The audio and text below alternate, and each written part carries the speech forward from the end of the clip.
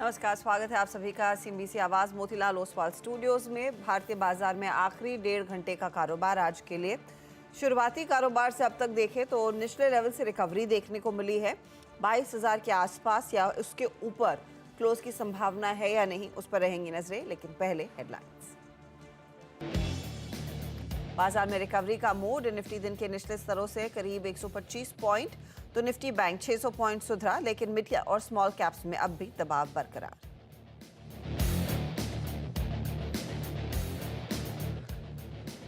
Bull run के बाद आते हैं छोटे करेक्शंस। फिलहाल कंसर्न की कोई बात नहीं, भारत की ग्रोथ स्टोरी में है दम। हमारे खास बातचीत में बोले मोतीलाल ओसवाल फाइनेंशियल सर्विस के गौतम दुग्गड़।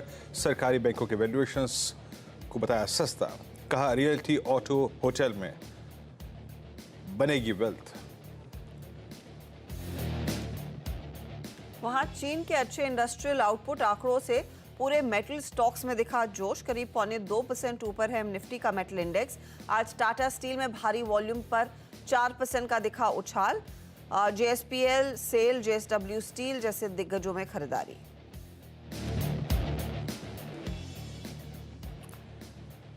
कोफोर्ज की पैसा जुटाने की योजना बाजार को नहीं आई पसंद। शेयर करीब 7% उड़का। क्यूआईपी से 3200 करोड़ जुटाने की मिली बोर्ड से मंजूरी।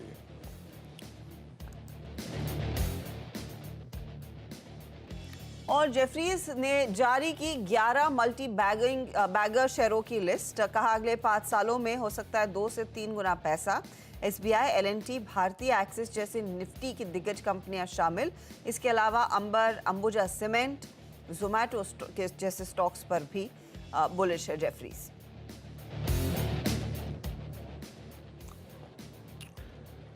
भाजपा के मैनिफेस्टो में दिख सकता है विकसित भारत का रोड मैप। किसानों के लिए हो सकते हैं खास ऐलान। सीएनबीसी आवाज की एक्सक्लूसिव खबर। और एसबीआई को चुनाव आयोग को देनी होगी इलेक्टोरल बॉन्ड से जुड़ी सारी जानकारी। सुप्रीम कोर्ट ने गुरुवार शाम 5 बजे तक का दिया समय। कहा बॉन्ड नंबर देने में सिलेक्टिव नहीं हो सकता बैंक।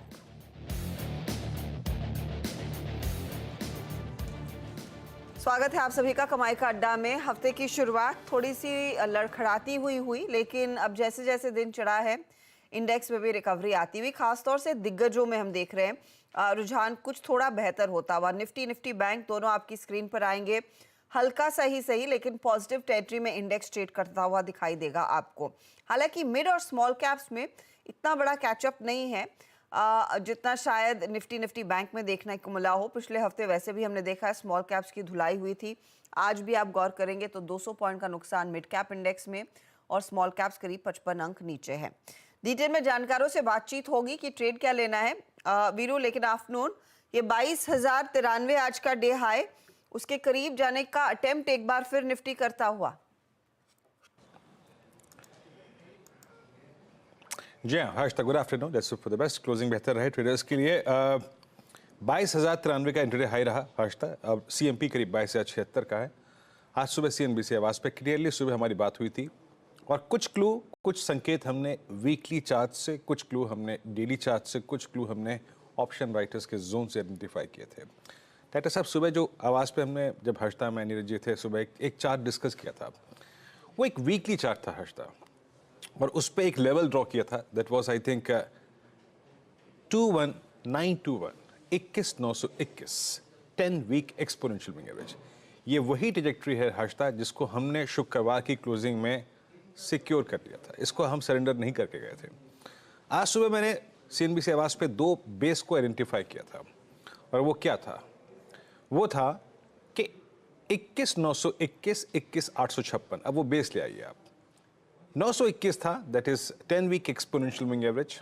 उसका रेफरेंस हमने वीकली चार्ट से लिया था, और डेली पे था 50 डे एक्सपोनेंशियल मूविंग एवरेज। वो प्लेस था 856 पे। इस तक इसके ऊपर की कोई डिप को आपको बाय करना है। आज का लो हर्षता है 21,918 का। यही बात हुई थी कि यहां के डिप को आपको बाय करना है। टिल द टाइम ये एवरेजेस वायलेट नहीं हो रहे हैं, हमें इनको बाय करना है। बट एक और बात याद रखनी है, किसी भी सर्कमस्टेंसेस में जो हम ट्रेड्स लोअर ट्रेजेक्टरी में पिक करेंगे, हम 22,110, आपने जिक्र किया 22,093 का हर्षता, 22,110 रेजिस्टेंस की प्लेट लिखाइएगा, 22,161 और 22,200 ये 3 पॉइंट्स हैं बहुत स्ट्रॉन्ग सप्लाई जोन। क्यों? पहला कॉलेक्टर का जोन, दूसरा 20 डे एक्सपोनेंशियल मूविंग एवरेज और तीसरा 10 डे एक्सपोनेंशियल मूविंग एवरेज। अगर आपने ट्रेड्स पिक किए हैं, देखिए अब तो खैर लॉन्ग करने का मतलब ही नहीं है, अब इस ट्रेड का लॉन्ग करने का मतलब नहीं है। अगर आपके पास है तो रखिए, बुक आप इस लेवल पे भी कर सकते हैं अगर आप संतुष्ट हैं, पैसा अभी भी बन रहा है, अच्छी बात है, कोई दिक्कत की बात नहीं है। या फिर अगर 161 की ट्रैजेक्टरी मिल जाए तो डेफिनेटली बुक कीजिएगा। That's a following 20 day exponential moving average. अमूमन एक वीक मार्केट में classical 20 day exponential moving average reversal देखे जाते हैं हर्षदा, तो मैं इसीलिए वकालत करूंगा अब ट्रेड पिक करने का वक्त नहीं है। या तो अब हम इसको स्क्वायर ऑफ करेंगे और यहां से 20, 30, 40 पॉइंट ऊपर, या फिर हम दोबारा शॉर्ट करेंगे उस रेंज में। बट एज ऑफ नाउ अब ये कोई ट्रेड का वक्त नहीं है। आपको मैं एक्सप्लेन करता हूं क्यों। ऑप्शन राइटर्स क्या कर रहे हैं उसको लेके आइएगा। हर्षद दोनों ही इंडेक्सेस का जो लो है, चाहे वो निफ्टी हो चाहे वो निफ्टी बैंक हो, कैलकुलेटेड रहा, बिल्कुल I mean logical, technically defined low रहे दोनों स्टॉक्स के, दोनों इंडेक्सेस के। आपकी स्क्रीन पे अभी बहुत ज्यादा कॉल राइटर्स नहीं है, बट स्टिल 22,100 पे एक सिग्निफिकेंट आउटस्टैंडिंग वाई है 44 लाख का। नीचे 22,000 की स्ट्राइक पे आज एक चीज अच्छी है कि बिटवीन 21,900 और 22,000 के बीच में लगभग 40 लाख पुट बिकी हैं, और स्पेशली 22,000 की पुट का आउटस्टैंडिंग वाई करीब 68 लाख है, जो कि इंडिकेट करता है कि ये इंट्राडे में एक अच्छा बेस होगा। तो मैं लॉजिकली हर्षदा अब कोई ट्रेड की वकालत नहीं करूंगा। आपके पास सुबह का लॉन्ग है तो रखिए, यहां भी बुक कर सकते हैं 50-60% और बाकी को छोड़ दीजिए। अगर 161 की ट्रैजेक्टरी मिली तो उसको वहां भी स्क्वायर ऑफ करेंगे। अब आइए आप निफ्टी बैंक पे। निफ्टी बैंक स्क्रीन पे लेके आइएगा। लेवल आपकी स्क्रीन पे है क्या इस वक्त? वो है 46,602। ऑलमोस्ट जो डे हाई की ट्रैजेक्टरी रही वो थी करीब करीब 46,750। मॉर्निंग कमेंट्री में क्या बात हुई थी? इट्स अ वीक स्ट्रक्चर, ये एक कमजोर स्ट्रक्चर है, बट ओवरसोल्ड भी है। बात हमारी क्या हुई थी, जरा बेस वन लेके आइएगा। बेस वन क्या है? इट्स 46352, शुरुआती 20 मिनट का लो यही था, और दूसरा है 46,121। जब आपने 46,610 के जोन में 50 डे एक्सपोनेंशियल मूविंग एवरेज को सरेंडर कर दिया, लॉजिकल था कि ये 100 डे एक्सपोनेंशियल मूविंग एवरेज जो कि बेस 2 था और जो आज का लो था, जहां पे वकालत की गई थी आपको डिप को बाय करना है, अगर आपने बाय ट्रेड किया होता ना हर्षदा, तो लगभग 500-700 पॉइंट मिल रहे हैं इस वक्त, और इंट्राडे हाई तक मिले भी थे। अब मैं दिखाता हूं कि अगर आपके पास वो ट्रेड है तो क्या करना चाहिए, क्योंकि जो बेस आए बेस चले गए, लॉजिकल था उसको बाय करना, अब नहीं। अब आपकी स्क्रीन पे राइटर्स आएंगे हर्षदा। राइटर्स की ट्रैजेक्टरी क्या क्या है जरा इसको देखते हैं। अब इस नए फ्रेश वीकली कॉन्ट्रैक्ट में जो कि गुरुवार को कमेंस हुआ है, उसमें राइटिंग कैसी है? 6 स्ट्राइक्स आपकी स्क्रीन पे आएंगी, और इन 6 स्ट्राइक्स में से 46,600 जहां पे हम ट्रेड कर रहे हैं वहां पे 15 लाख आउटस्टैंडिंग वाई है, और 47,000 पे सबसे बड़ी राइटिंग हुई है। 46,200 पे अच्छी पुट राइटिंग हुई है, 46,000 पे अच्छी पुट राइटिंग हुई है। हर्षदा मैं फिर कहूँगा, ये दोनों ही इंडिसेस अब इस वक्त एक ऐसे जोन में हैं जहां कि आपने सुबह के लॉन्ग ट्रेड्स जो पिक किए थे उसके मैक्सिमम प्रॉफिट्स को बुक कर लीजिएगा। बैंक निफ्टी में हद से हद यहां से 100, 150, 200 पॉइंट अपने 40% प्रॉफिट को रखिए, और निफ्टी में भी वही केस है।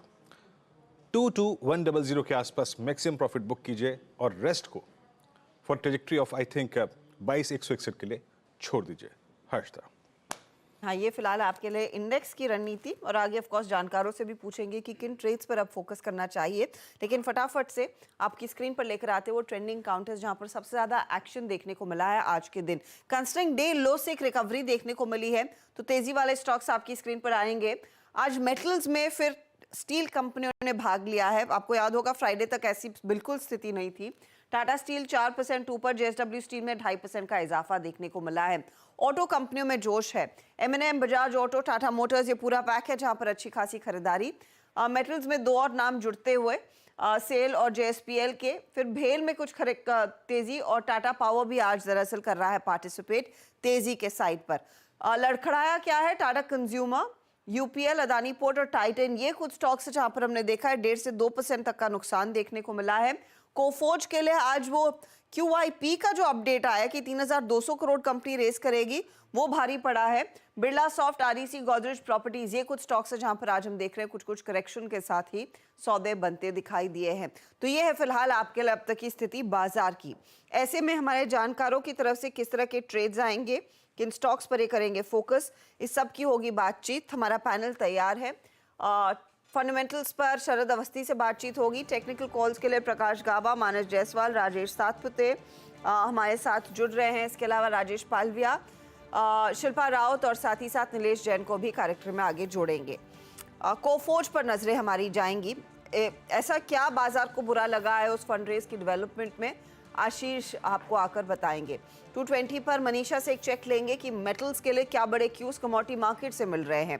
2:30 बजे ईवी पॉलिसी पर चर्चा करेंगे। हमारे साथ इंडिपेंडेंट मार्केट एक्सपर्ट महेंतेश तबरत जुड़ेंगे, जो ऑटो स्टॉक्स को काफ़ी समय से क्लोजली ट्रैक करते आए हैं। 245 पर सुमित से जानेंगे जेफरीज की ड्रीम 11 शेयरों की लिस्ट।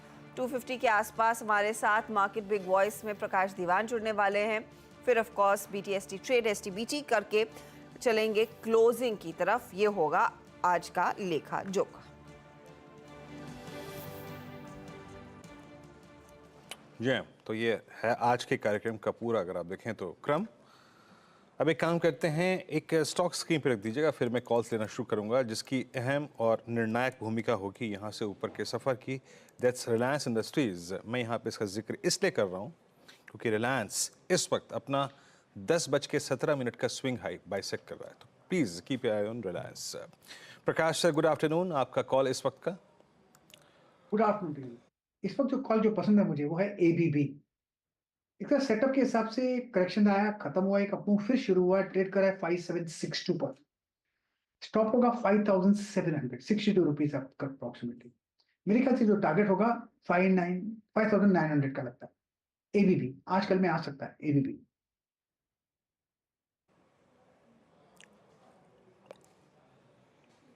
ABB यहाँ पे एक स्ट्रॉन्ग अपमूव की संभावना आपको लग रही है। 5763 इस सीरीज का बेस्ट परफॉर्मर रहा है अब तक का, याद रखिएगा मार्च का पोस्ट अर्निंग्स। अब एक काम करते हैं, चलते हैं राजेश सतपुते जी के पास। Rajesh ji, good afternoon. क्या पिक कर रहे हैं आप?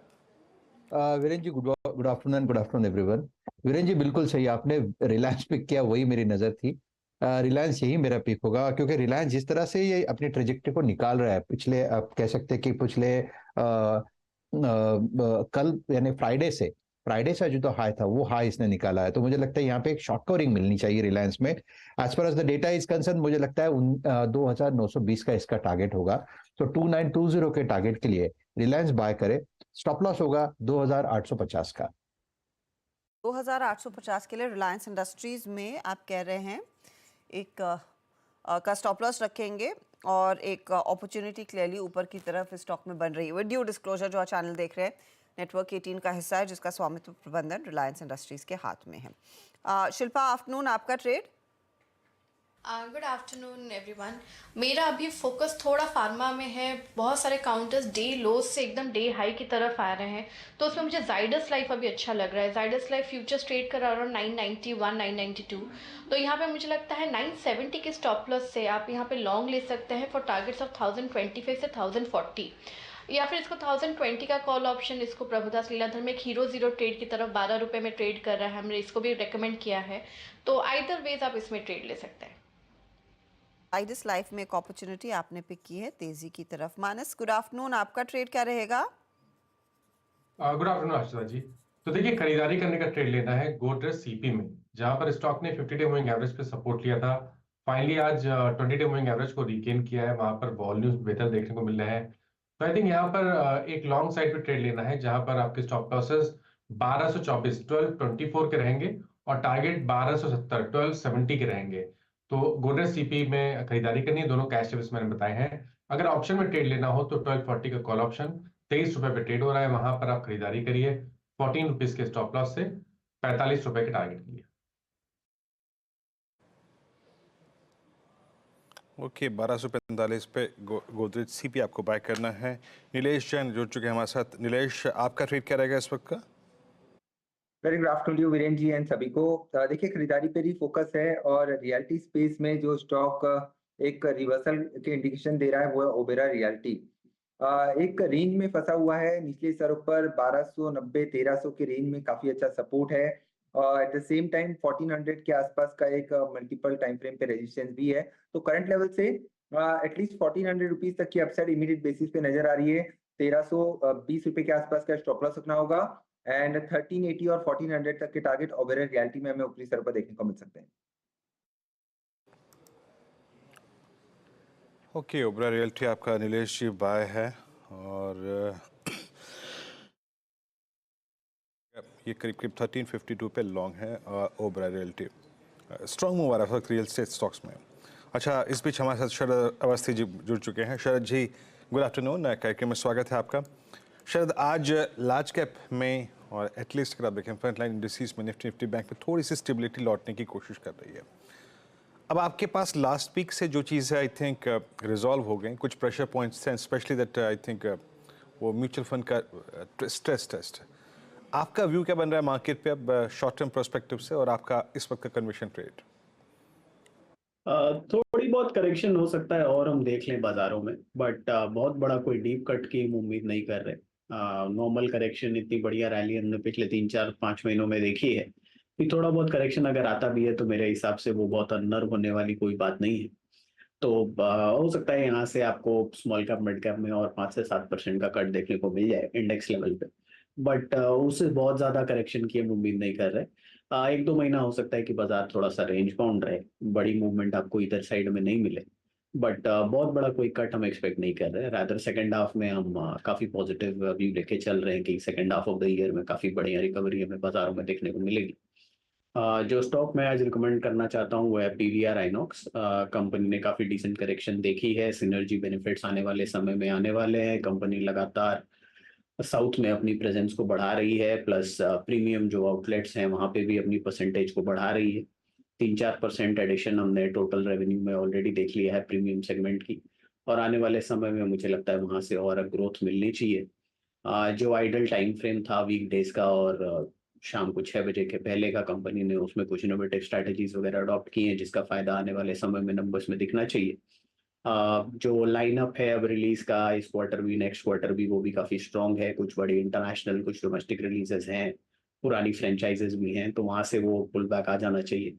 तो मुझे लगता है जैसे हम एक यंग इकोनॉमी या यंग जनरेशन की बात कर रहे हैं जो ज्यादातर लोग वर्किंग पॉपुलेशन में हैं, तो मुझे लगता है लॉन्ग टर्म में ये ग्रोथ बिल्कुल जारी रहनी चाहिए। अगले साल हम ये उम्मीद कर रहे हैं कि अर्निंग्स 55 से 60 रुपए के आसपास कहीं भी आनी चाहिए और 30-40 का मल्टीपल कंपनी को आसानी से मिल जाना चाहिए। तो टू स्टार्ट विद 1800-1900 के लक्ष्य के हिसाब से पीवीआर आइनॉक्स। आपका लॉजिक तो एकदम सही है, लेकिन सिर्फ जो आपने यंग पॉपुलेशन और पीवीआर का नाता जोड़ा है ना, I am sure Gaba ji is gonna take offence to it. Gaba ji ये कह रहे हैं मूवी सिर्फ यंग पॉपुलेशन देखती है। नहीं, गलत है ना? बिल्कुल 100%। तो कौन सी लास्ट देखी थी ये तो बताइए आप। मैं आपकी मैंने वो तरफ से last वकालत कर one- रही हूँ, आप बता ही नहीं रहे हो। लापता लेडीज देखी थी, हाँ, बहुत अच्छी फिल्म है, बहुत बढ़िया फिल्म है, लवली मूवी। उसके बाद जो एक थी वो शैतान, जो मैंने मिस कर दी because I was not well, लेकिन लापता लेडीज वाज ब्यूटीफुल। देखा शरद जी, यहीं पे आपसे चेक करा लिया। आई रिमेम्बर मैं एक फिल्म देखने गई थी, I think it was Hindi film नहीं थी, ओपेनहाइमर थी। वहां पे दे वर ओनली सीनियर सिटीजन्स जो एकदम शांति से बैठे थे, और सारे जो यंग जनरेशन था ना उनको पहले वार्न किया हुआ था शोर मत मचाना अगर थोड़ी सी स्लो लगे। तो I guess a movie is a movie, right? Age का कोई लिमिट नहीं है। कावा जी, कुंग फू पैंडा देखने चलोगे क्या? चलना कब है, कहाँ पे लगी हुई है कि लगने वाली लगी है? हुई है, जाना चाहिए बिल्कुल। मैं बताऊं, मैं आपको मैसेज करती हूँ, एक बार आप आ जाओ दिन के दौरान, फिर मूवी देख के फिर शो कर लेंगे उसके बाद। बिल्कुल। वीरू सॉरी। कुंफू पांडा नहीं, मैं नहीं देखता हर्षता। मैं खुद अपने घर में शिनचैन से परेशान हूँ, मेरे को आज तक वो समझ में नहीं आया कि वो भला क्या है। खैर, पीवीआर पे कॉल थी शरद जी की, और शरद जी का एक बार पीवीआर जो है वो टेक्निकल पर्सपेक्टिव से डिस्कस कर लेते, लेकिन मैं आई थिंक पीवीआर को थोड़ा सा यहाँ पे बहुत I think technically sound I mean trajectory में नहीं मान रहा हूँ, it's a fundamental call as of now, but एक बहुत ओवरसोल्ड स्टॉक है जो शरद जी के आई थिंक फेवर में जाता है। ओवरसोल्ड स्टॉक, और याद रखिएगा ये इसका मल्टी ईयर लो है, मतलब लगभग 20 मई 2021 से अब तक की सबसे लोवेस्ट ट्रेजेक्ट्री पे है ये। खैर, मेनवाइल एक बड़ा ब्रेकआउट बाजार में इस वक्त है मारुति लेके आइएगा। मारुति आपकी स्क्रीन पे आज सुबह से ही हमें आई थिंक सारे ऑटो स्टॉक्स को आई थिंक चेस कर रहे हैं। मारुति एक लास्ट इस रैली में पार्टिसिपेट करने वाला स्टॉक है, 11,556 डे हाई की ट्रेजेक्ट्री में। और शिल्पा जी, आपका व्यू मारुति पे इस वक्त कोई इंट्राडे के प्रोस्पेक्टिव से ट्रेड? जी बिल्कुल, यहाँ पे मारुति तो 12,000 के लिए तो एक अप्रोच ही है और यहाँ पे हम लोग रेगुलरली इसको रेकमेंड भी कर रहे हैं। लेकिन अगर किसी को इंट्राडे में भी करना है तो आप यहाँ पे मारुति का 11,600 का call option at the money आप ले सकते हैं, जो रफली 150 रुपीज़ में भी ट्रेड कर रहा है। आप यहाँ पे जस्ट 80 का स्टॉप लॉस रखिए जो डे लो भी है, तो मुझे लगता है यहाँ से व्यू सही जाता है। 300-400 पॉइंट्स का रैली मारुति लेता है तो ये आपको आराम से 300 के ऊपर भी ट्रेड करते हुए मिलेगा। जी हाँ, ये जो हर्षता की बातें थी ना वो बड़ी इंटरेस्टिंग थी, मैं उससे बात करना चाह रहा था, बट मैं मारुति उसको कट शॉर्ट करके यहाँ पे इसलिए आया क्योंकि मारुति का अच्छा ब्रेकआउट था। लीजिए, बात करते करते 11,583 पे डे हाई पर आ गया। और एक स्टॉक मैं स्क्रीन पर रखता हूँ, फिर थोड़ा सा आई थिंक उस बातचीत पे लौटेंगे दोबारा। टाटा मोटर्स डे हाई पर आ गया एक बार फिर से, स्विंग जनरेट कर रहा है अच्छा।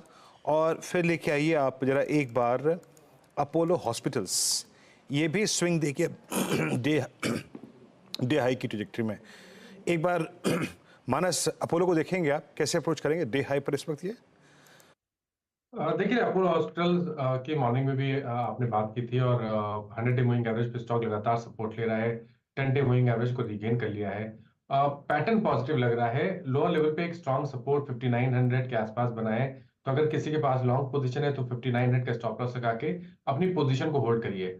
एक्शन खरीदारी करने का, फ्रेश खरीदारी करनी है जब 20 डे मूविंग एवरेज जो कि 6200 है वो ब्रीच हो जाए, उसके ऊपर स्टॉक सस्टेन करे, तब आप 6500 के टारगेट के लिए खरीदारी कर सकते हैं। ओके, तो ये फिलहाल आपके लिए अपोलो हॉस्पिटल्स पर एक पर्सपेक्टिव आता हुआ जहां पर एक खरीदारी का मौका ज़रूर बनता दिखाई दे रहा है। कुछ और ट्रेड्स आपकी स्क्रीन पर लेकर आएंगे। इनफैक्ट मैं देख रही थी कि कुछ कुछ पॉकेट्स जहां पर आज थोड़ी सी रेजिलियंस बनी है, उसमें ऑफ कोर्स चुनिंदा फार्मा कंपनियां थी। एक बार लुपिन, सिप्ला, औरो, ये पूरा पैक स्क्रीन पर लेकर आइएगा प्लीज डायरेक्टर साहब, क्योंकि यहाँ पर थोड़ा बहुत मामूली सा इजाफा बनता दिखाई दिया है। लुपिन इनफैक्ट सुबह में जहां खुला उसके सामने अगर आप देखें 1.5% नीचे। सिप्ला ऑफ कोर्स रेडार पर आया था, लेकिन ऊपरी लेवल्स पर ये स्टॉक्स टिक नहीं रहे हैं। जाइडस तो ऑफ कोर्स शिल्पा ने एक पिक किया था, लेकिन नीलेश ये बाकी दिग्गजों में क्या लग रहा है, थोड़े से फीके पड़ने लगे हैं। मैम देखिए, सारे ही फार्मा में अगर हम स्ट्रॉन्ग स्ट्रक्चर की बात करें तो वो है सन फार्मा का। यहाँ पे थोड़ी वीकनेस हमें ऊपरी स्तरों से जरूर देखने को मिली है, लगभग 1600 के ऊपर के हाईज बने थे। उसके बाद पिछले 4-5 ट्रेडिंग सेशन में थोड़ा कूल ऑफ यहाँ पे देखने को मिला है, तो करंट लेवल पर फिर से यहाँ पर एक अपॉर्चुनिटी बनती हुई नजर आ रही है, लॉन्ग साइड में ट्रेड लिया जा सकता है। एंड ऊपरी स्तर पर 1600 और 1620 तक की अपसाइड यहाँ देखने को मिल सकती है। आज के दिन के लोवेस्ट लेवल के आसपास का एक मल्टीपल टाइम फ्रेम पे काफी अच्छा सपोर्ट है, तो 1530 का यहाँ पे स्टॉप लॉस रखे चल सकते हैं एंड 1600 और 1620 रुपए तक की अपसाइड यहाँ देखने को मिल सकती है। कि तो ये फिलहाल आपके लिए एक अपॉर्चुनिटी 1600 के बियॉन्ड सनफार्मा जा सकता है। इनफैक्ट 1566 के आसपास ये थोड़ा सा रेजिलिएंट है, बाकी सब स्टॉक्स में थोड़ी थोड़ी ऊपरी लेवल्स पर मुनाफा वसूली हुई है। लेकिन आज देखिए कोफोर्ज का एक स्टॉक जिस पर खुलने के साथ ही, इनफैक्ट खुलने से पहले हम कह रहे थे इस पर आपकी नजरें होनी चाहिए, क्योंकि कंपनी ने 3200 करोड़ के QIP के लिए अप्रूवल ले लिया है बोर्ड से। वो खबर क्या आई, स्टॉक 7% नीचे। अब इतना गहरा करेक्शन इस खबर पर क्यों है? आशीष हमारे साथ है। आशीष, ये तो उल्टा पिट गया स्टॉक। पता नहीं क्यों इतना पिट रहा है, बाजार को पसंद नहीं आया शायद, लेकिन लॉजिक समझाता हूं। 7% की कमजोरी बिल्कुल ठीक। वायदा का आज का दरअसल टॉप लूजर है, इस तरह का दबाव बना है। दरअसल बोर्ड मीट थी सैटरडे को, फंड रेजिंग की मंजूरी जैसे आपने मेंशन करा 3200 करोड़ रुपए तक, और ये QIP इशुएंस के जरिए फंड रेज होगा, यानी कि शेयर्स क्वालिफाइड इंस्टीट्यूशनल इन्वेस्टर्स को प्लेस किए जाएंगे। सिंपल सा गणित लगाए। अच्छा, इसकी डिटेल नहीं है मेरे पास QIP की, क्या टाइमिंग क्या प्राइसिंग होगी वो अभी फाइनलाइज करके इन्होंने नहीं रखा है। सिर्फ ये बताया 3200 करोड़ पे QIP के थ्रू जुटाएंगे। सिंपल मैथमेटिक्स करिए, ये मोटा मोटी इस समय इसका मार्केट कैप होगा 35,000 करोड़ रुपए का। 35,000 करोड़ रुपए पे 3200, मान लीजिए आज ही के भाव पे आना है, 3200 का 3,200 करोड़ का QIP इशुएंस। मैथ्स कहती है बैक ऑफ द एनवेलप 9% का डाइल्यूशन हो जाता है इस 3,200 करोड़ रुपए की QIP इशुएंस के थ्रू। तो आप देख ही रहे हैं 7% के आसपास, इसीलिए दबाव के साथ ट्रेड होता हुआ। दूसरा, मेरे पास अब तक क्लैरिटी नहीं है, स्टॉक मार्केट को पसंद नहीं आता। ये 3,200 करोड़ रुपए जुटा के उन्हें अब तक मुझे कहीं नहीं मिला, ना इन्होंने मेंशन करा था जब इन्होंने बोर्ड मीट का अनाउंसमेंट करा था, ना कि जब सैटरडे को ये आउटकम सामने आया। तो अब बाजार क्या एंटिसिपेट कर रहा है, क्या अनुमान लगा के चल रहा है? कोफोर्ज का पिछले क्वार्टर में जो ब्याज पर खर्च था वो इंचअप कर गया था, 21.5 करोड़ से बढ़ के 35 करोड़ रुपए के आसपास आ गया था। और कंपनी ने ये कहा था कि वो अपनी डेट को रिस्ट्रिक्ट करने के लिए, अपने इंटरेस्ट एक्सपेंसेस रिड्यूस करने के लिए विकल्प तलाश रहे हैं। वैसे बैलेंस शीट पे मैं देख रहा था 339 करोड़ रुपीस की बैंक बोरोइंग्स हैं, अदर बोरोइंग्स 633 करोड़ रुपए के आसपास की हैं। शायद इनके पास $41 मिलियन का एक ऑफशोर डेट भी है नॉन कन्वर्टेबल बॉन्ड्स के थ्रू। तो ये सब शायद पेयर ऑफ करने की कोशिश हो रही होगी शायद। दूसरी तरफ ये भी आंकलन है भाई 3,200 करोड़ रुपए, लेकिन फिर भी एग्रेसिव फंड रेजिंग है। हो सकता है लास्ट इंटरेक्शन नेटवर्क के साथ हुआ था, तब इन्होंने मेंशन करा था कि FY25 में जो हमारा इंक्रीमेंटल इन्वेस्टमेंट होगा 40% है, उससे ज्यादा AI स्पेस में ये पैसा झोंकते हुए नजर आएंगे। तो क्या तैयारी कर रहे हैं, उस बात की क्लैरिटी नहीं है। हालांकि बिजनेस ठीक ही चल रहा था। लास्ट क्वार्टर Q3 के जब नंबर्स आए थे तो इनकी ऑर्डर बुक 339 करोड़ रुपीस से 339 मिलियन डॉलर्स के आसपास बढ़ी थी, $350 मिलियन। और ये बैक टू बैक मेरे ख्याल से 8वां स्ट्रेट क्वार्टर था $300 मिलियन के ऊपर की ऑर्डर बुकिंग आती हुई नजर आई थी। तो बिजनेस ठीक चल रहा था, पर हम लोग शायद ब्लेम कर रहे हैं सिर्फ इस बार के फंड रेजिंग के चलते दबाव। ये स्टॉक वैसे भी, मैंने इसको डिफरेंट टाइम होराइजन्स पे IT sector vis-a-vis Coforge को कंपेयर करके रख दिया है। ये स्टॉक वैसे भी सबड्यूट था। खैर, और आज की पिटाई के बाद तो सारे समीकरण बिगड़ते हुए नजर आ रहे हैं। तो लार्जली वो तगड़ा डाइल्यूशन, वो सरदर्द बना हुआ है कोफोर्ज के लिए। 9% डाइल्यूशन मौजूदा मार्केट कैपिटलाइजेशन पे। 9% का डाइल्यूशन का डर रखा रहा है स्टॉक को, और स्टॉक उतना ही करेक्ट भी हो चुका है, करीब 7-8% तक का नुकसान आज देखने को मिला है। शरद, आपकी एनालिसिस क्या कहेगी? क्या जब तक ये डिटेल्स नहीं आ जाते कि किस प्राइस पर आएगा वो QIP, दूरी रखा जाए? हाउ कंपनी क्योंकि ऑप्टिमिस्टिक थी कि 13 से 16% तक की ग्रोथ गाइडेंस वो अचीव कर लेंगे, भले ही सेंटिमेंट में ज्यादा कुछ सुधार नहीं देखने को मिला है अब तक। हाँ जी, देखिए बिल्कुल कोफोर्ज, परसिस्टेंट, बिरला सॉफ्ट, ये तीनों में ग्रोथ रेट्स वगैरह काफी बेटर थे विजावी बाकी जो एवरेज कंपनीज हैं स्पेस में। तो मुझे भी लगता है कि कोफोर्ज ये ग्रोथ रेट्स वगैरह मेंटेन कर लेगा। और अगर ये 3200 करोड़ रेज करते हैं, जैसा आशीष बोल रहे हैं, अगर डेट रिपेमेंट में यूज करते हैं तो माइनर आधा से ज्यादा यूज हो जाएगा, माइनर इम्पैक्ट रहेगा। लेकिन बाकी का फंड अगर एक्विजिशन के लिए यूज करते हैं तो वो obviously top line bottom line aggressive होना चाहिए लॉन्ग टर्म में। उसके अलावा कोई खास रीजन इनके पास होना नहीं चाहिए ये फंड रेज करने का। तो हो सकता है थोड़ा टाइम लगे जो भी एक्विजिशन ये करें उसके रिजल्ट्स आने में, बट पास्ट में कंपनी ने शायद NIIT वगैरह कुछ एक्वायर किया था, वहां से भी टर्नअराउंड वगैरह ठीक ठाक ही हुआ था और ग्रोथ रेट्स बेटर रहे हैं compare to the average industry. तो मुझे लगता है डिप्स को यूज करना चाहिए एक्यूमुलेट करने के लिए। अगर ये 3200 करोड़ रुपए कंपनी रेस करके वापस प्लाउ बैक करती है तो लॉन्ग टर्म के लिए पॉजिटिव होना चाहिए। प्राइसेस थोड़ा ऊपर नीचे हो सकते हैं क्योंकि वैल्यूएशंस ऐसा नहीं है कि बहुत सस्ती हैं, बट ग्रोथ के हिसाब से 25-30% ग्रोथ, बेस्ट ग्रोथ प्रोबेबली इन्हीं कंपनीज की रहनी चाहिए बॉटम लाइन के लेवल पे। तो फॉरवर्ड पे अगर 30 टाइम भी ट्रेड करता है तो 6,600, 10% डाइल्यूशन का इफेक्ट कम कर दीजिए, तो मुझे लगा है 6,000 के आसपास लगभग फेयरली वैल्यूड हो जाता है। बट जो डिटेल्स निकल के आती है मुझे लगता है उससे हाई प्रोबेबिलिटी है कि थोड़ा पॉजिटिव ही रिवर्सल आना चाहिए नंबर्स कंपनी के प्राइसेस में। तो ये फिलहाल आपके लिए कोफोर्ज पर पर्सपेक्टिव। मानस, कितना टूट सकता है स्टॉक? चार्ट्स पर आज की गिरावट कुछ ऐसा इशारा कर रही है। तो देखिए मॉर्निंग से ही कोफोर्ज डिसअपॉइंट कर रहा है। मॉर्निंग में एक बहुत ही अहम सपोर्ट 59 का ब्रीच हुआ था। अब देखिए एक होप कह लीजिए या तो वो टारगेट कह लीजिए, तो वो 5600 है जहां पर इसका 200 मूविंग एवरेज आता है। अगर 5600 रुपए के नीचे निकला, उसके नीचे गया और वहां पर ट्रेड होना शुरू हुआ, तो जो नया टारगेट खुलेगा वो 5200 के आसपास का होगा। तो कॉशियस रहिए। अगर आपने आज मॉर्निंग में लॉन्ग पोजीशन बनाई ली है तो 5600 के नीचे ही आपको स्टॉप लॉस लगाना पड़ेगा, लेकिन इस गिरावट पे खरीदारी नहीं करनी चाहिए।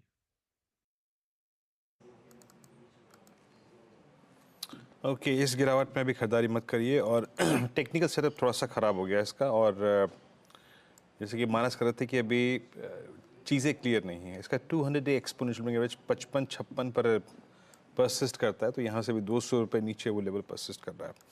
खैर मैं यहाँ पे कुछ इंट्राडे ट्रेड्स की स्पॉटिंग करना चाहूँगा और मैं आपकी स्क्रीन पर निफ्टी भी रखना चाहूँगा क्योंकि अब पिवट लेवल्स का ध्यान रखिएगा एज ए डे ट्रेडर। जो बात मैंने 2 बजे भी कही थी कि बिटवीन 22110 22,110 आएगा, डेफिनेटली आएगा, एंड 161 यहाँ पे हमें अपने बाकी प्रॉफिट्स को कैश में कन्वर्ट करना है। बट अभी चलने दीजिए, क्यों? क्योंकि कार्यक्रम की शुरुआत में ही रिलायंस ने एक हमको स्विंग प्रोवाइड कर दिया और वो निफ्टी के लिए एज ऑफ नाउ बेनिफिशियल है, क्योंकि अगर आप कंपेयर करें निफ्टी बैंक से तो दोनों ही इंडेक्स जो है मूव अच्छा दे रहे हैं। मैं पुल बैक ट्रेड एक अटेम्प्ट करना चाहता हूँ। लेट्स ब्रिंग सिंजन, नहीं सिंजन नहीं, माफ़ कीजिएगा, एक बार लेके आइएगा सिंजन और दूसरा लेके आइएगा astral.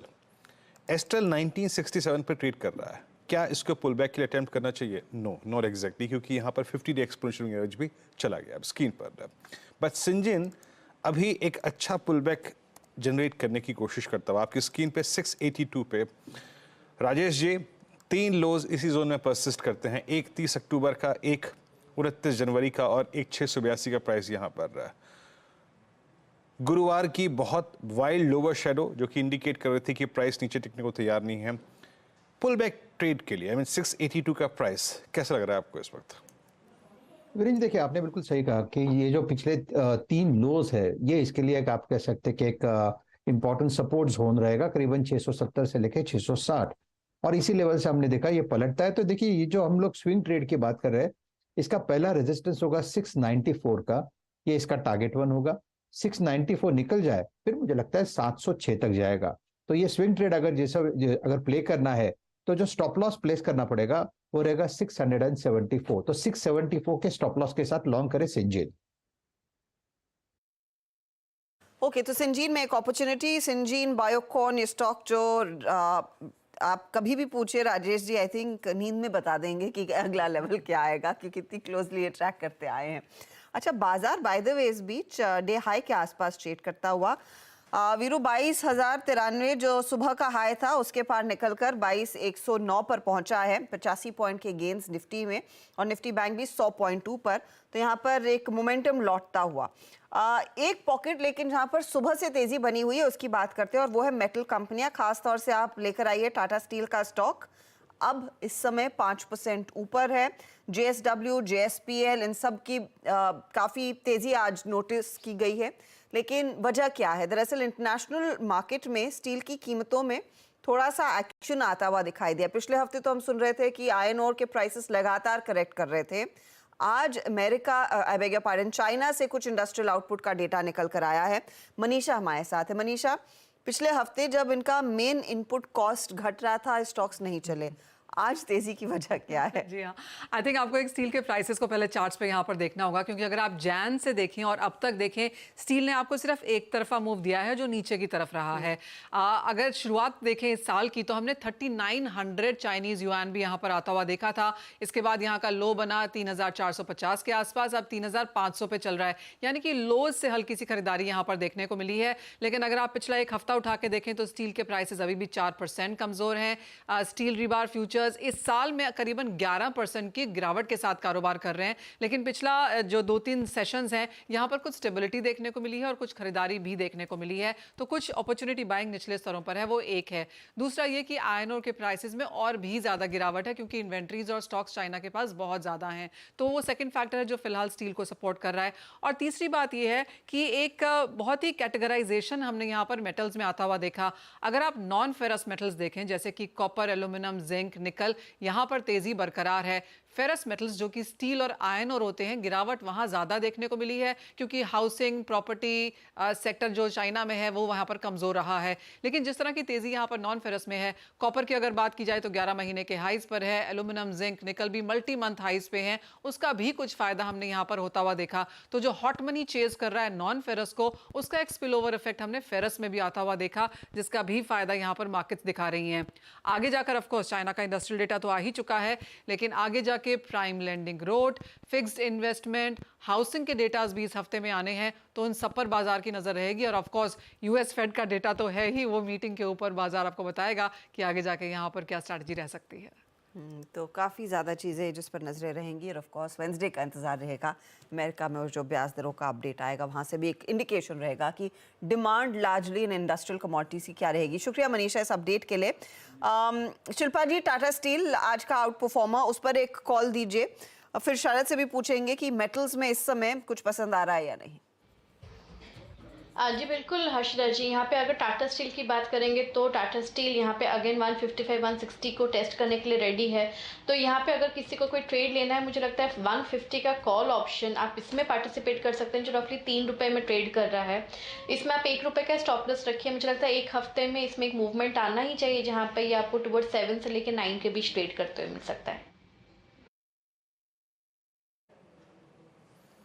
Okay, Tata steel, I mean इस आज के मेटल्स के मूव का leader Tata steel 149.35 huge violation हुआ है आज इसमें।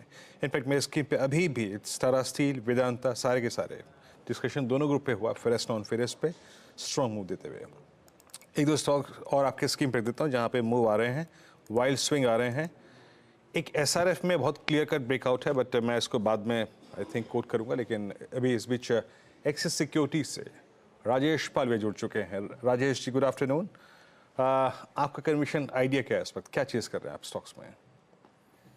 Good afternoon Virendra ji. तो देखिए, मेटल में ही फोकस है और हमें लगता है कि वेदांत यहाँ पे एक अच्छा पोजीशन है। जिस तरीके से स्टॉक में करेक्शन के बाद स्टॉक में लोअर साइड पे 100 डे मूविंग एवरेज के आसपास से सपोर्ट लेके स्टॉक में जो पुल बैक बना है, हमें लगता है ये मोमेंटम फर्दर एक्सटेंड होते हुए दिख सकता है। ये स्टॉक के अपसाइड के टारगेट हम एक्सपेक्ट कर रहे हैं जो आ सकते हैं करीब 278 से लेकर 282 की तरफ स्टॉक में मोमेंटम बनते हुए दिख सकता है।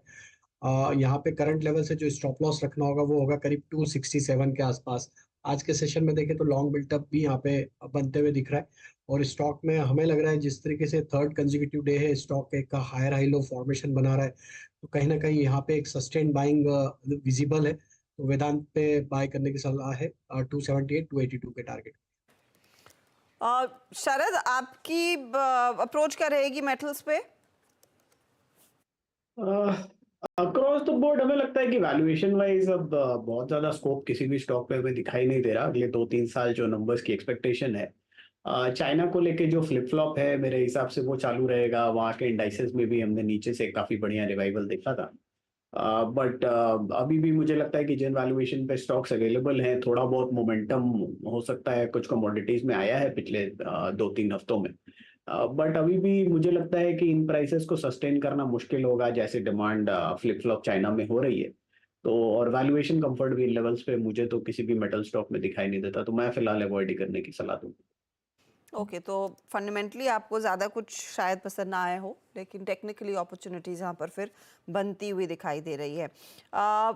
कुछ और काउंटर्स आपके लिए लेकर आएंगे जहाँ पर इस समय कुछ मूव्स आने लगे हैं। सरकारी कंपनियों में कोल इंडिया, ONGC, और 11 बजे के कार्यक्रम में मैं नोटिस कर रही थी इन स्टॉक्स में ऊपरी लेवल से कुछ कूल ऑफ आने लगा था। अब फिलहाल पिकअप है। एक बार NTPC भी रखिएगा, ये भी कुछ कैचअप करता हुआ। इनमें से कोई ट्रेड राजेश सातपुते पिछले हफ्ते की मुनाफा वसूली के बाद जो थोड़ा सा अट्रैक्टिव लगने लगा हो, जहां पर ट्रेड लिया जा सकता है? हर्षिता जी, देखिए इसमें अगर आप एक चुनना है देन डेफिनेटली वो रहेगा NTPC। और NTPC क्यों? क्योंकि NTPC में हमने देखा जब जब ये ओवरसोल्ड टेरिटरी में जाता है तब तब रैली जो है, जो रिलीफ रैलीज होती है वो शार्प होती है। तो अगर एक चुनना है then definitely it will be NTPC।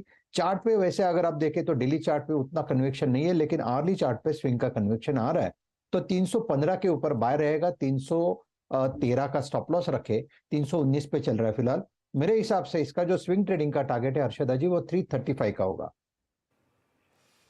Okay, तो NTPC में एक अपॉर्चुनिटी क्लियरली बनती हुई दिखाई दे रही है।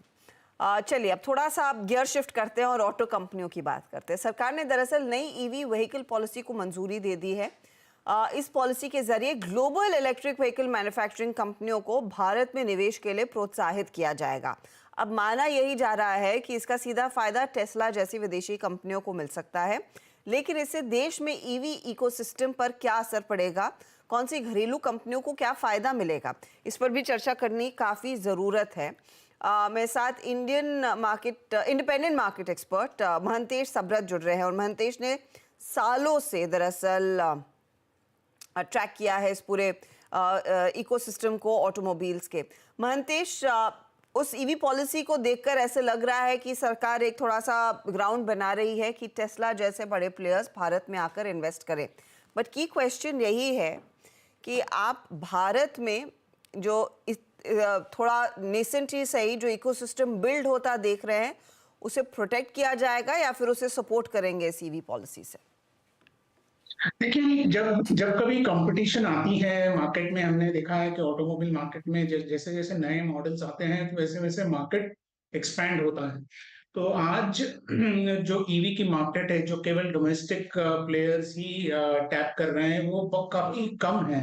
अगर ग्लोबल ईवी मैन्युफैक्चरर्स इंडिया में आएंगी तो जाहिर सी बात है कस्टमर्स के चॉइसेस बढ़ेंगे एंड बहुत सारे कस्टमर्स नई ईवी गाड़ी खरीदने में अग्रसर रहेंगे। तो जो मार्केट आजकल हम देख रहे हैं 8-10 हजार कार्स का, I am not talking about two wheeler, कारों में लगभग 8,000-10,000 के रेंज में जो पर मंथ का सेल होता है, वो बढ़कर शायद दुगना हो सकता है ऐसे इस पॉलिसी से, क्योंकि कार बाइंग इंटरेस्ट जो है, जो ईवीज में है, वो काफी बड़ी लैटेंट डिमांड जिसको कहते हैं, यानी जो डिमांड अनसेटिस्फाइड वाली जो डिमांड है वो बहुत है।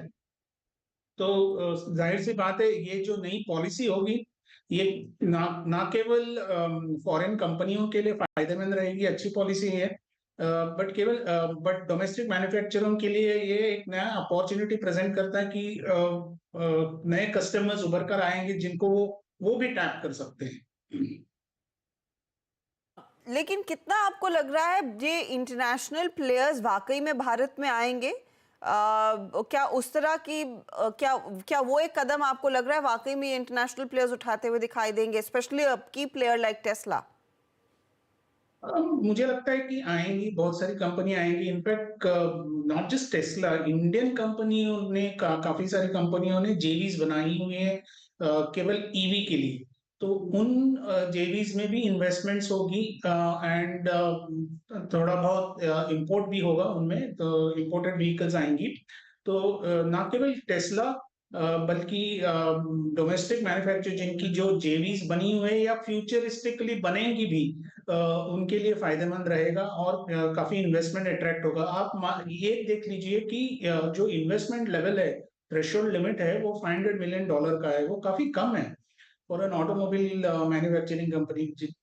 जब आप जनरली देखते हैं कि कोई green field automobile manufacturing setup कोई करता है जिसको प्रॉफिटेबल वॉल्यूम, अच्छे ब्रेक इवन वाली कैपेसिटी बनानी पड़ती है, तो वो लगभग 10,000 करोड़ के ऊपर होती है।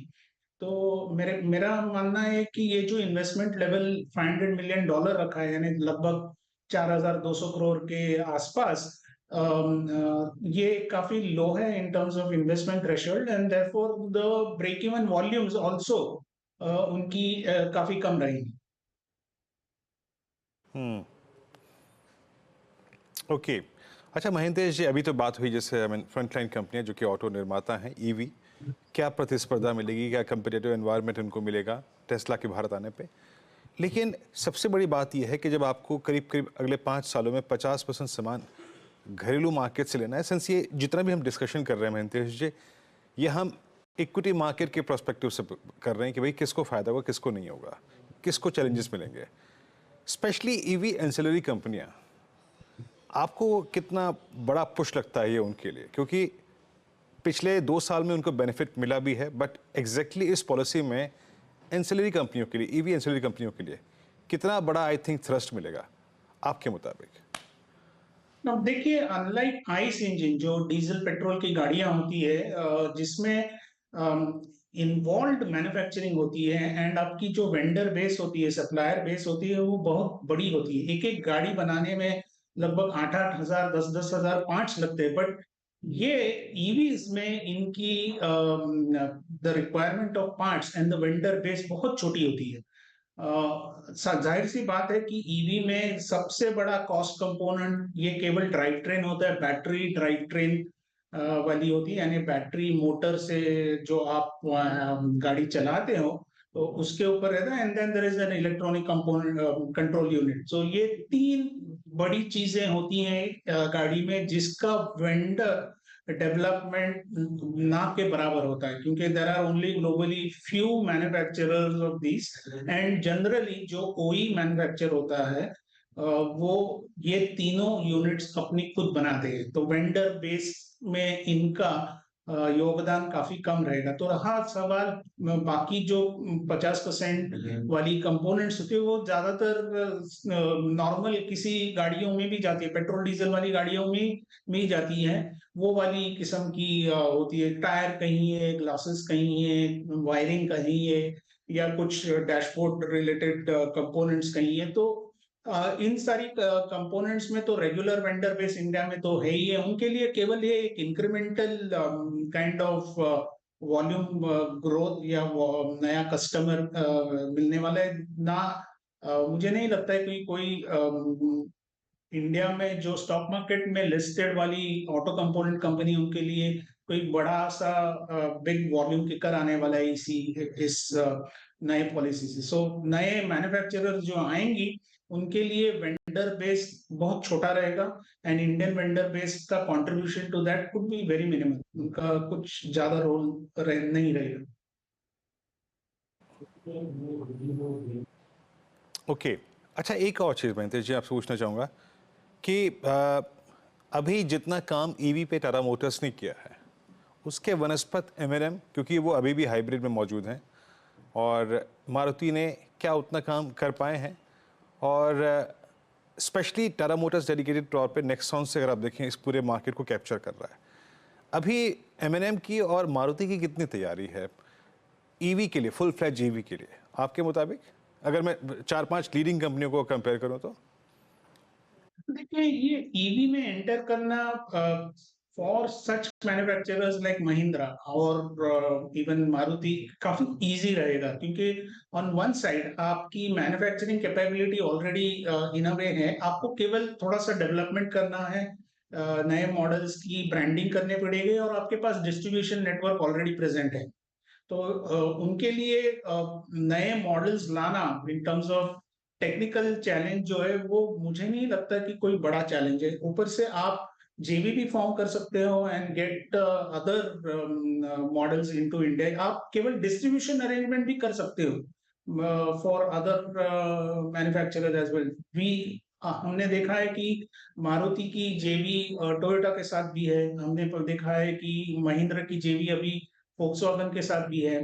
तो मल्टीपल जेवीज भी हो सकती हैं इन कंपनियों के लिए, और नए business avenues on the EV side मिलेंगी, both technology development as well as on the marketing side. तो मुझे नहीं लगता ये कोई बड़ा चैलेंज है।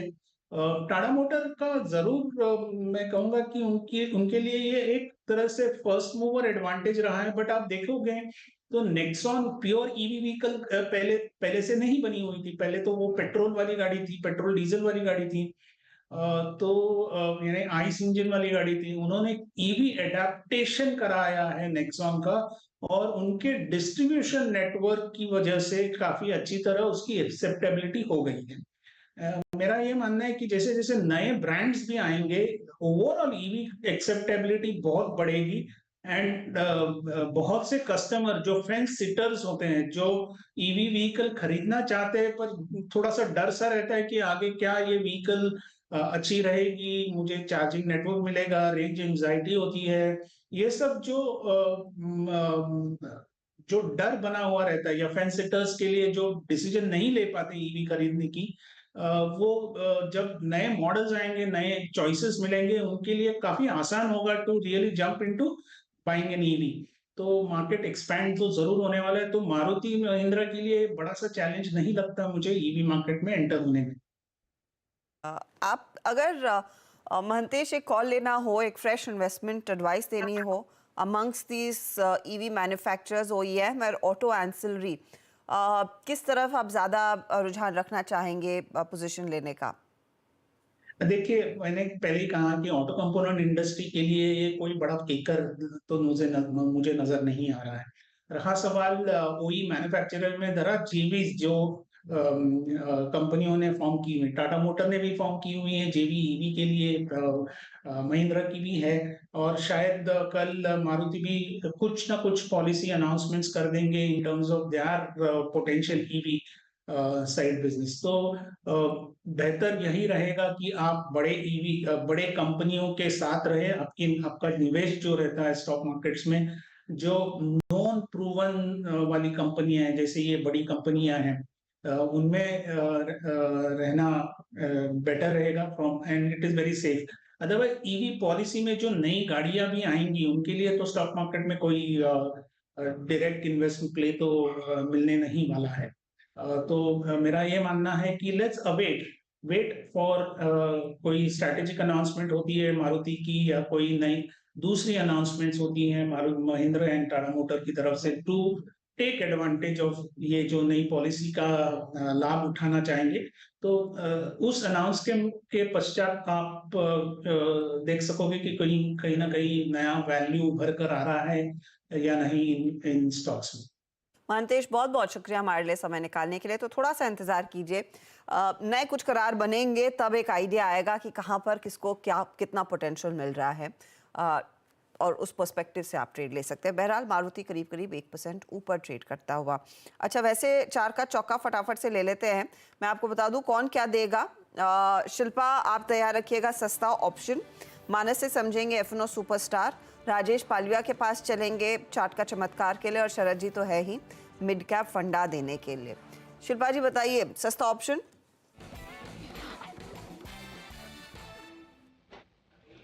जी हर्षदा जी, मुझे यहाँ पे बलरामपुर चीनी अच्छा लग रहा है। अगर आप देखेंगे तो सबसे ज़्यादा हाईएस्ट ओपन इंटरेस्ट वहीं पे है, और 350 पे सपोर्ट है, और यहाँ से 380 से 390 के लेवल्स के लिए स्टॉक बिल्कुल तैयार है। तो 365 का कॉल ऑप्शन अगर आप देखेंगे, जो रफली अभी बढ़ गया, थोड़ा 8.5 रुपये में चल रहा है, आप इसमें पार्टिसिपेट कीजिए। आप 3.5 रुपये का स्टॉप लॉस रखिए। जो पहला टारगेट रहेगा वो 13 से लेकर 17 के बीच के रेंज में आप इसमें बुक कर सकते हैं। ओके, तो बलरामपुर चीनी में एक अपॉर्चुनिटी क्लियरली बनती हुई 365 का कॉल लेना है। मानस, आपका एफएनओ सुपरस्टार। देखिए, एफएनओ सुपरस्टार के लिए ओरेकल फाइनेंशियल पे ध्यान दीजिए। कंसोलिडेशन के बाद हमें एक फ्रेश ब्रेकआउट देखने को मिला है, तो ओरेकल फाइनेंशियल के फ्यूचर में खरीदारी करेंगे। 86-87 के प्राइस चल रहे हैं, वहां पर 84.99 के स्टॉप लॉस से खरीदारी करेंगे, और टारगेट 90-100 के रहेंगे। 90-100 के टारगेट के लिए ओएफएसएस के फ्यूचर में खरीदारी करनी है। ऑप्शन में अगर ट्रेड लेना चाहें तो 8700 वाला 8700 का कॉल ऑप्शन जो 280 रुपीज के आसपास चल रहा है, वहां पर आप 199 के स्टॉप लॉस से खरीदारी कर सकते हैं, और इस ऑप्शन में 500 रुपए के टारगेट सेट करिए। ओके, ओरेकल फाइनेंशियल सर्विसेज आपका बाय ट्रेड है मानस जी का। चार्ट का चमत्कार राजेश जी के सौजन्य से आएगा। राजेश जी क्या पिक कर रहे हैं आप? तो वीरेन जी, जो स्टॉक पसंद आ रहा है वो है इंडिगो, इंटरग्लोब एविएशन। ये स्टॉक में अगर हम देखें तो जिस तरीके से पिछले दिन वो वोलेटिलिटी के चलते स्टॉक में एक माइनर डिप लिया था, ऑलमोस्ट अपने 50 डे मूविंग एवरेज के आसपास से सपोर्ट बना के स्टॉक अब अपने एक मल्टीपल सप्लाई जोन को पेनिट्रेट करते हुए दिख रहा है। जिस तरीके से इसके ओवरऑल स्ट्रक्चर बने मार्च सीरीज में, जिस तरीके से प्ले आउट हो रहे हैं इसके प्राइस बिहेवियर, हमें लगता है ये स्टॉक एक अच्छा मोमेंटम टुवर्ड्स एक्सपायरी भी कैरी करते हुए दिखेगा। इंडिगो के टारगेट हम एक्सपेक्ट कर रहे हैं यहाँ पे जो आना चाहिए करीब 3300 से लेकर 3330 तक की अपसाइड यहाँ पे आते हुए दिख सकती है। स्टॉप लॉस जो रखना होगा वो करीब होगा 3220 के आसपास। ओके, तो यहाँ पे आपको इंटरग्लोब एविएशन 3246 पे लॉन्ग। शरद अवस्थी जी के पास चलते हैं आज का मिड कैप फंडा पिक करने के लिए। शरद जी क्या पिक कर रहे हैं आप? जी, हमारा मिड कैप फंडा है RHI मैग्नेसिटा, RHIM। पहले ओरिएंट रिफ्रैक्टरीज के नाम से कंपनी जानी जाती थी। रिसेंटली कंपनी ने लगभग 2300 करोड़ के 2 एक्विजिशन किए हैं, डालमिया और हाईटेक के। जैसे जैसे उनको company capacity utilisation ramp up करती है, उसका भी फायदा होना चाहिए। पिछले साल में कुछ कैपेक्स किया है, उसका भी रैंप अप ड्यू है। पिछले 3-4 महीनों में थोड़ा लॉजिस्टिक इश्यूज की वजह से कॉस्टिंग ज्यादा थी, थोड़ा हाई कॉस्ट रॉ मटेरियल भी कंपनी कैरी कर रही थी। स्पेशल रिफ्रैक्टरीज कंपनी बनाती है, जो अभी तक ज्यादातर के स्टील कंपनीज को ही केटर कर रहे थे, लेकिन इन एक्विजिशंस के बाद सीमेंट, ग्लास वगैरह का शेयर लगभग 28% तक चला जाएगा। 70-72% फिर भी स्टील में रहेगा। बट हमारा ये मानना है कि जैसे जैसे ये जो एक्सेस कैपेसिटी यूटिलाइज होती है, ये डाइवर्सिफिकेशन और ज़्यादा दिखनी चाहिए और स्टील पे जो डिपेंडेंस है वो कम होनी चाहिए। हालांकि कंपनी कमोडिटाइज बिजनेस को केटर करती है, लेकिन अगर आप हिस्टोरिकली देखें तो नंबर्स में इतनी ज़्यादा वोलेटिलिटी नहीं है और स्टेबल रही है और ग्रोथ आती रही है। कंपनी के 15-16% रेवेन्यूज एक्सपोर्ट से भी आते हैं, वहाँ भी कंपनी अपने एक्सपोजर को बढ़ाने की बात कर रही है आने वाले समय में। तो हमें लगता है जैसे जैसे ये एक्सपोर्ट रैंप अप होता है, जो raw material high cost inventory का प्रेशर है वो कम होता है, लॉजिस्टिक के इशू नॉर्मलाइज होते हैं, ये सारी चीज़ें कंपनी के लिए पॉजिटिवली प्ले करनी चाहिए। डिमांड साइड पे हमें कोई ऐसी प्रॉब्लम दिखाई नहीं देती, कैपेसिटी यूटिलाइजेशन रैंप अप आसानी से अचीव हो जाना चाहिए। तो कुल मिला के हमें लगता है कि अगले साल के नंबर्स काफ़ी बढ़िया रहने चाहिए। कंपनी 27-28 रुपए के आसपास की अर्निंग्स डिक्लेयर करेगी। 30 का मल्टीपल आसानी से मिल जाना चाहिए। रिटर्न रेशियोज में काफ़ी इंप्रूवमेंट की गुंजाइश है। तो हमें लगता है 800-810 रुपए के लक्ष्य के हिसाब से RHI मैग्नेसिटा। तो RHI मैग्नेसिटा ये एक ट्रेड आता हुआ, मैं आपके लिए सारे ट्रेड्स वो रिकैप कर दूंगी, लेकिन एक स्टॉक मार्क करना जरूरी है जो शायद हाथ से निकल जाए। PI इंडस्ट्रीज 3748 के लेवल्स पर ट्रेड करता हुआ, एक बहुत तगड़ा मोमेंटम इसमें देखने को मिल रहा है। नीलेश, आपकी नजर गई हो तो बताइए इस समय ट्रेड का मौका है या नहीं? बिल्कुल अर्शिता जी, काफी अच्छा मूव यहाँ पे अभी भी आता हुआ नजर आ रहा है। पिछले कुछ एक मिनटों में एक स्पर्ट देखने को मिल रहा है और वैसे ही काउंटर अपने सारे short term and long term moving averages के ऊपर ट्रेड हो रहा है। कंसोलिडेशन का ब्रेकआउट के चलते ये जो मूव है वो और एक्सटेंड होता हुआ नजर आ सकता है। 3760 और 3800 तक के लेवल इमीडिएट बेसिस पे यहाँ पे देखने को मिल सकते हैं। एग्जिस्टिंग लॉन्ग पोजीशन है तो बने रह सकते हैं। फ्रेश खरीदारी थोड़ी सी डिक्लाइन पे करने की सलाह होगी। 3690 का स्टॉप लॉस रखना होगा। 3760, 3780, उसके बाद 3800 के पार भी काउंटर जाता हुआ नजर आ सकता है। ओके, तो ये एक 3800 की तरफ बढ़ने की पूरे चांसेस। PI इंडस्ट्रीज अगर 3770 के पार निकले, 2.5% ऊपर ये। मैं आपके लिए वो ट्रेड्स मार्क कर देती हूँ जो हमने चार का चौका में मेंशन किए थे, और एक और बड़ी डेवलपमेंट जो इलेक्शन से जुड़ी हुई है उस पर आएंगे। लक्ष्मण जी एकदम तैयार हैं उसके लिए। शिल्पा रावत, बलरामपुर चीनी, 365 का कॉल इन्होंने सजेस्ट किया, 8 रुपये 30 पैसे पर है। 13 और 17 के टारगेट के लिए तेजी करें। OFSS मानस को पसंद है, 9100 का टारगेट, 8499 का स्टॉप लॉस यहाँ पर इन्होंने दिया है। राजेश पालविया ने दिया इंटरग्लोब एविएशन 3300 और फिर 3330 के टारगेट के लिए 3220 के आसपास का स्टॉप लॉस रहेगा। और RHI मैग्नेसिटा बाय कॉल है, 800 का टारगेट जो आपको शरद अवस्थी दे रहे हैं। ये है आपके लिए ताज़ा ट्रेड्स जो आपको चार का चौका में लेने हैं। चलिए अब बात करते हैं उस बिग टिकट आइटम की, और वो आएगा क्लियरली इलेक्शन से ही। बीजेपी के मैनिफेस्टो में विकसित भारत का रोड मैप दिख सकता है। CNBC आवाज के हाथ एक्सक्लूसिव डिटेल्स लगे हैं और इसमें किसानों के लिए खास ऐलान भी हो सकते हैं। ज्यादा डिटेल्स हमारे economic policy editor Lakshman Roy के पास है, तो उन्हीं को जोड़ लेते हैं। लक्ष्मण जी बताइए, क्या झलक दिख रही है उस मैनिफेस्टो में विकसित भारत के लिए? देखिए, अब तक जो संकेत मिल रहे हैं उसके मुताबिक इस मैनिफेस्टो में एक मुद्दा जिस पर सबसे ज़्यादा फोकस रहने वाला है वो हो सकता है आपको विकसित भारत का। 2047 तक विकसित भारत का जो संकल्प है भाजपा का, वो किस तरह से आगे बढ़ाएगी और वापस सत्ता में आती है तो इसके लिए क्या क्या कदम उठाए जाएंगे, इसकी पूरी डिटेल आपको मैनिफेस्टो में देखने को मिल सकता है। और इसी डिटेल में एक बात जिस पर काफ़ी फोकस हो सकता है वो है गरीबी हटाने को लेकर के। समयबद्ध तरीके से तय समय सीमा में पूरे देश से गरीबी हटा दी जाएगी, इसका भी ऐलान या फिर इसका भी वादा आपको मैनिफेस्टो में देखने को मिल सकता है।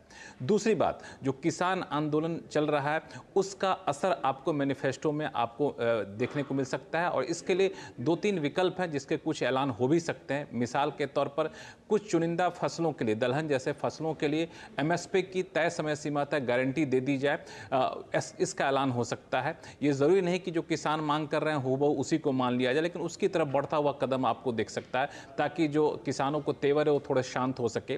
प्रधानमंत्री किसान सम्मान निधि योजना के तहत रकम बढ़ाई जाए, इसका भी ऐलान हो सकता है। महिलाओं के लिए 12,000 किया जाए या फिर सभी किसानों के लिए 6,000 से बढ़ा के 8,000 9,000 कर दिया जाए। इस तरह के कुछ वादे आपको देखने को मिल सकते हैं। तीसरा, जिस मुद्दे पर विपक्ष लगातार सरकार को घेरती रही है उस मुद्दे को काफ़ी प्रमुखता से मैनिफेस्टो में जगह दी जा सकती है, वह है रोजगार को लेकर के।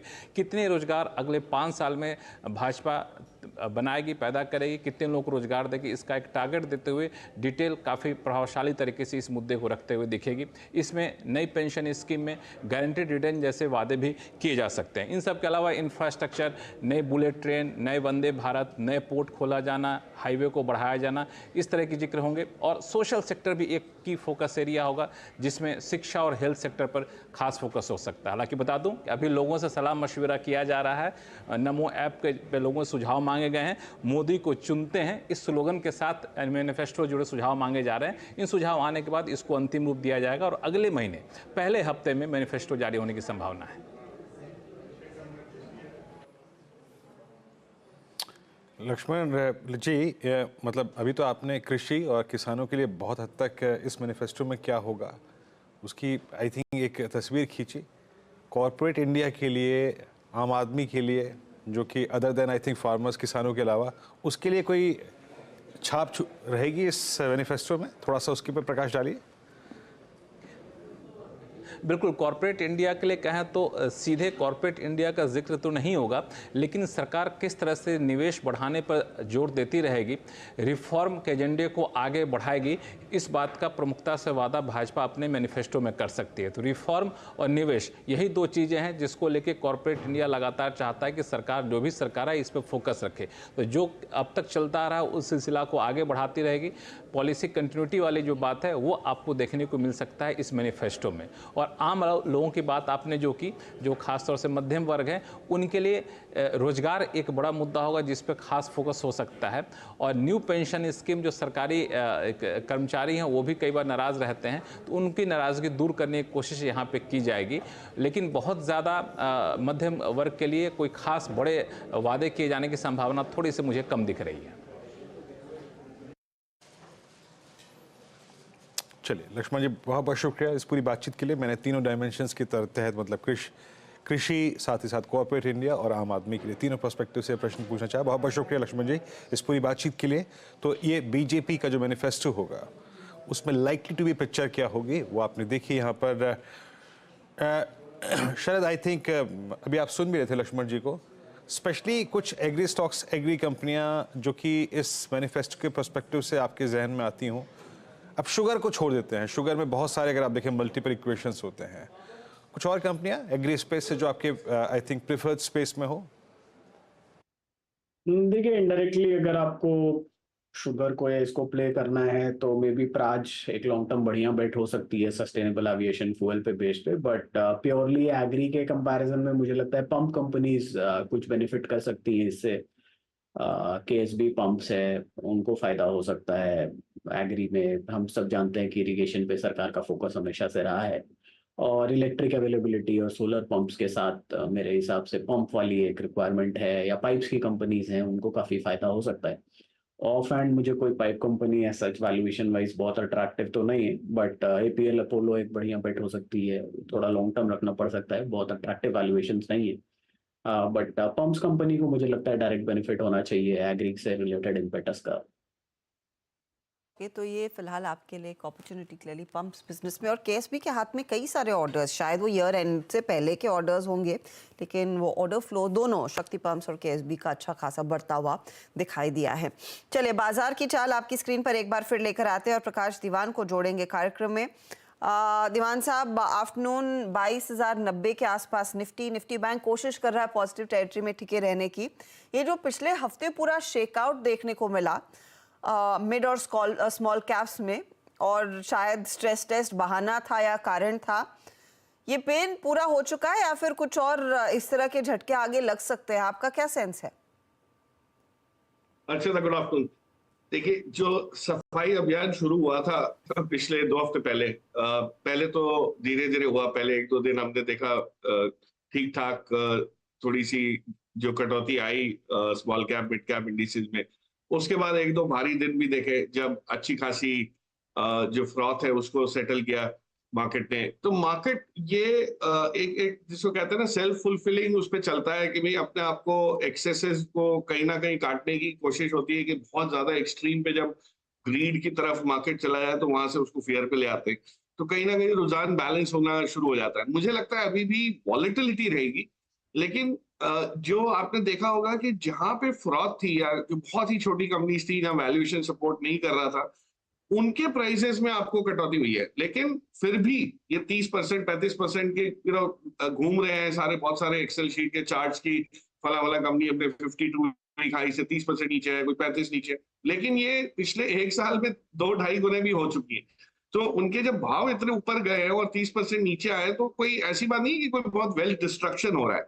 लेकिन जहां पे वैल्यूएशन कंफर्ट नहीं है, जो बहुत ओवर प्राइस चीजें लग रही थी, वहां पे ही आपको देखा है आपने कोई फॉलो थ्रू बाइंग नहीं आई है।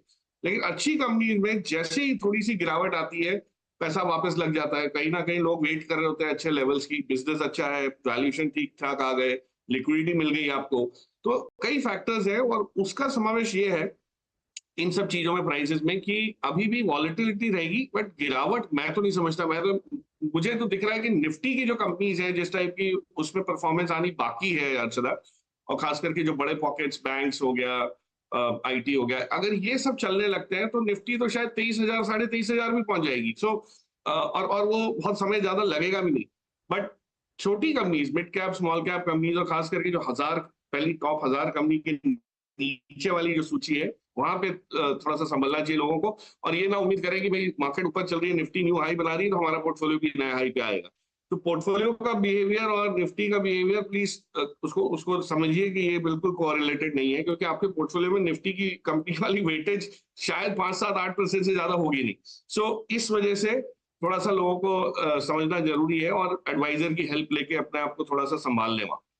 अब मैं वही पूछने वाली थी, क्योंकि मुझे याद है बीच में जब इंडेक्स में बड़े मूव्स आ रहे थे, बहुत सारे लोग पिछले साल मिड ईयर कंप्लेन कर रहे थे हमारे पोर्टफोलियो में तो कुछ एक्शन आया ही नहीं। लेकिन जब एक्शन आया, अच्छे रिटर्न्स बने, और उसके बाद ये दौर है, ऊपर नीचे होते रहेगा। इस समय फिर अगर मेरे पोर्टफोलियो में सिर्फ 8-10% हैवी वेट्स है, क्या मैं अपने पोर्टफोलियो में उनकी मात्रा बढ़ाऊं कॉन्शियसली? मिड और स्मॉल कैप्स में जो पैसा है वो शायद बने रहने दें, लेकिन जो नया पैसा लग रहा है वो दिग्गजों में ही लगाना है इस समय फिर, प्रकाश? Absolutely absolutely. देखिए वहां पे जो रन अप है, आज हम निफ्टी का एग्जांपल लेते हैं। निफ्टी 22,000 पे अगर घूम रही है, अगले साल की अर्निंग्स 1,100 रुपए ईपीएस, मतलब अनुमान ज्यादातर सब एनालिस्ट का है। तो आपको तो ये 20 टाइम पी पे मिल रही है। सो FY25 के नतीजों के हिसाब से, अनुमान के हिसाब से भी, अर्निंग्स के हिसाब से आप 20 टाइम निफ्टी पे हैं, तो कोई 20 टाइम निफ्टी कोई बहुत महंगी तो नहीं गिनी जाती, क्योंकि 18 से 23 के बीच में तो ऐसे ही ये कायम रहता है, इसका जो बैंड है। तो मुझे ये समझ आ रही है कि निफ्टी में ये अनसर्टेनिटी या एक जो इवेंट है इलेक्शन का, एक आउटकम का, वो जैसे ही पार होगा, आपको एक अलग टाइप की लिक्विडिटी फ्लो दिखेगा जो इंटरनेशनल मार्केट से है।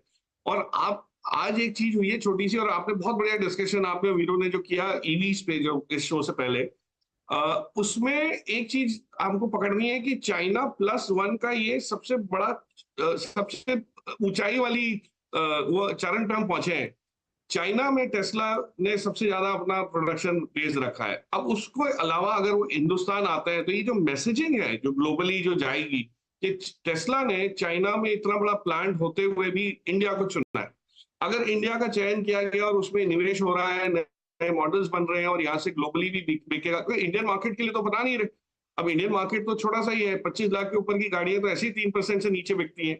सो हमारे यहाँ का मार्केट से ज्यादा ये ग्लोबल सेटअप हो जाएगा, और उसको देखते हुए मुझे समझ आ रही है कि आगे चल के इंडिया की जो अट्रैक्टिवनेस है, जो इन्वेस्टमेंट पर्सपेक्टिव से, उसमें आपको कहीं भी कोई वो नहीं दिखेगी, कमी नहीं दिखेगी। और उस लिहाज से तो निफ्टी अभी कहीं ज्यादा ऊपर है भी नहीं। आपका सवाल का जवाब यह है कि जो हेवी वेट्स आपको लेने हैं, आप बेशक निफ्टी की कंपनी ना लीजिए, लेकिन निफ्टी के बाद भी बहुत अच्छी कंपनी है जो टॉप 200-250 कंपनीज है, या इवन आप थोड़ा सा मिड कैप की तरफ झुकाव रखते हैं, अच्छी क्वालिटी ऑफ अर्निंग्स वाली कंपनी लीजिए जो थोड़ी सी रेजिलियंट है, जिनके बिजनेस मॉडल बड़े वेल एस्टैब्लिश्ड है। ये नहीं कि इनको आए हुए 6 महीना हुआ है और ये 40 के पी पे मिल रहे हैं और 40 का 60 हो जाएगा इसलिए हम ले। ये जो माहौल बना हुआ है मार्केट में, बिना कोई ट्रैक रिकॉर्ड की कंपनीज को इतनी पी हाई जो मिल रही है, वो लो फ्लोट की वजह से है। तो वो सब करेक्शन तो वहां आ रहा है। बाकी तो अच्छी कंपनीज में तो मुझे जिनकी हम वेट कर रहे हैं, उसमें तो भाव अच्छे दिख ही नहीं रहे अभी तक लेने के।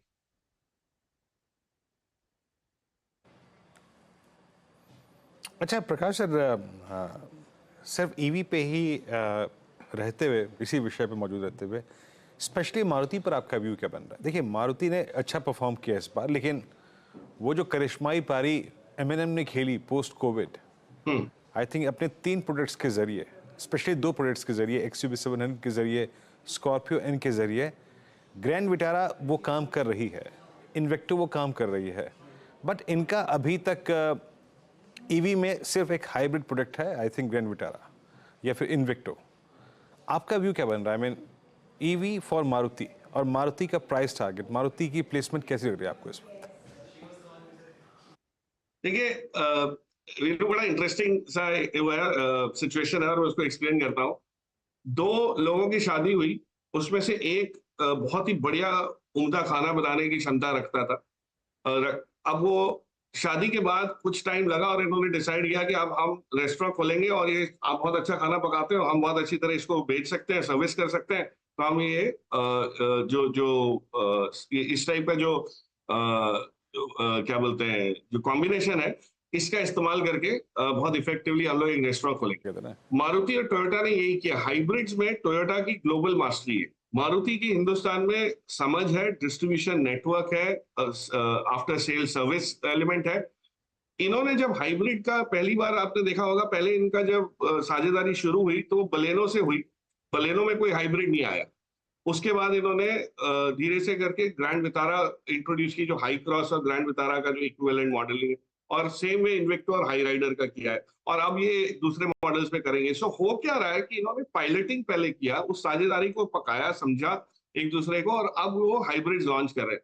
मारुति के लिए बहुत क्लियर है स्ट्रैटेजी, ईवी को बाईपास करके उन्होंने हाइब्रिड पे फोकस करना शुरू किया है, क्योंकि अगले कुछ साल में जब ईवी में लोग बहुत मेहनत कर रहे होंगे, और आपको बता दूं, ईवी के इंफ्रास्ट्रक्चर, चार्जिंग इंफ्रास्ट्रक्चर को लेके बहुत चिंताएं हैं। सारी ग्लोबल प्लेयर्स जो इंडिया में आए हैं वो सिर्फ टेस्ट कर रहे हैं कि भाई कैसा रहेगा मार्केट, लेकिन ग्लोबल चार्जिंग इंफ्रास्ट्रक्चर पहले डेवलप होने दीजिए।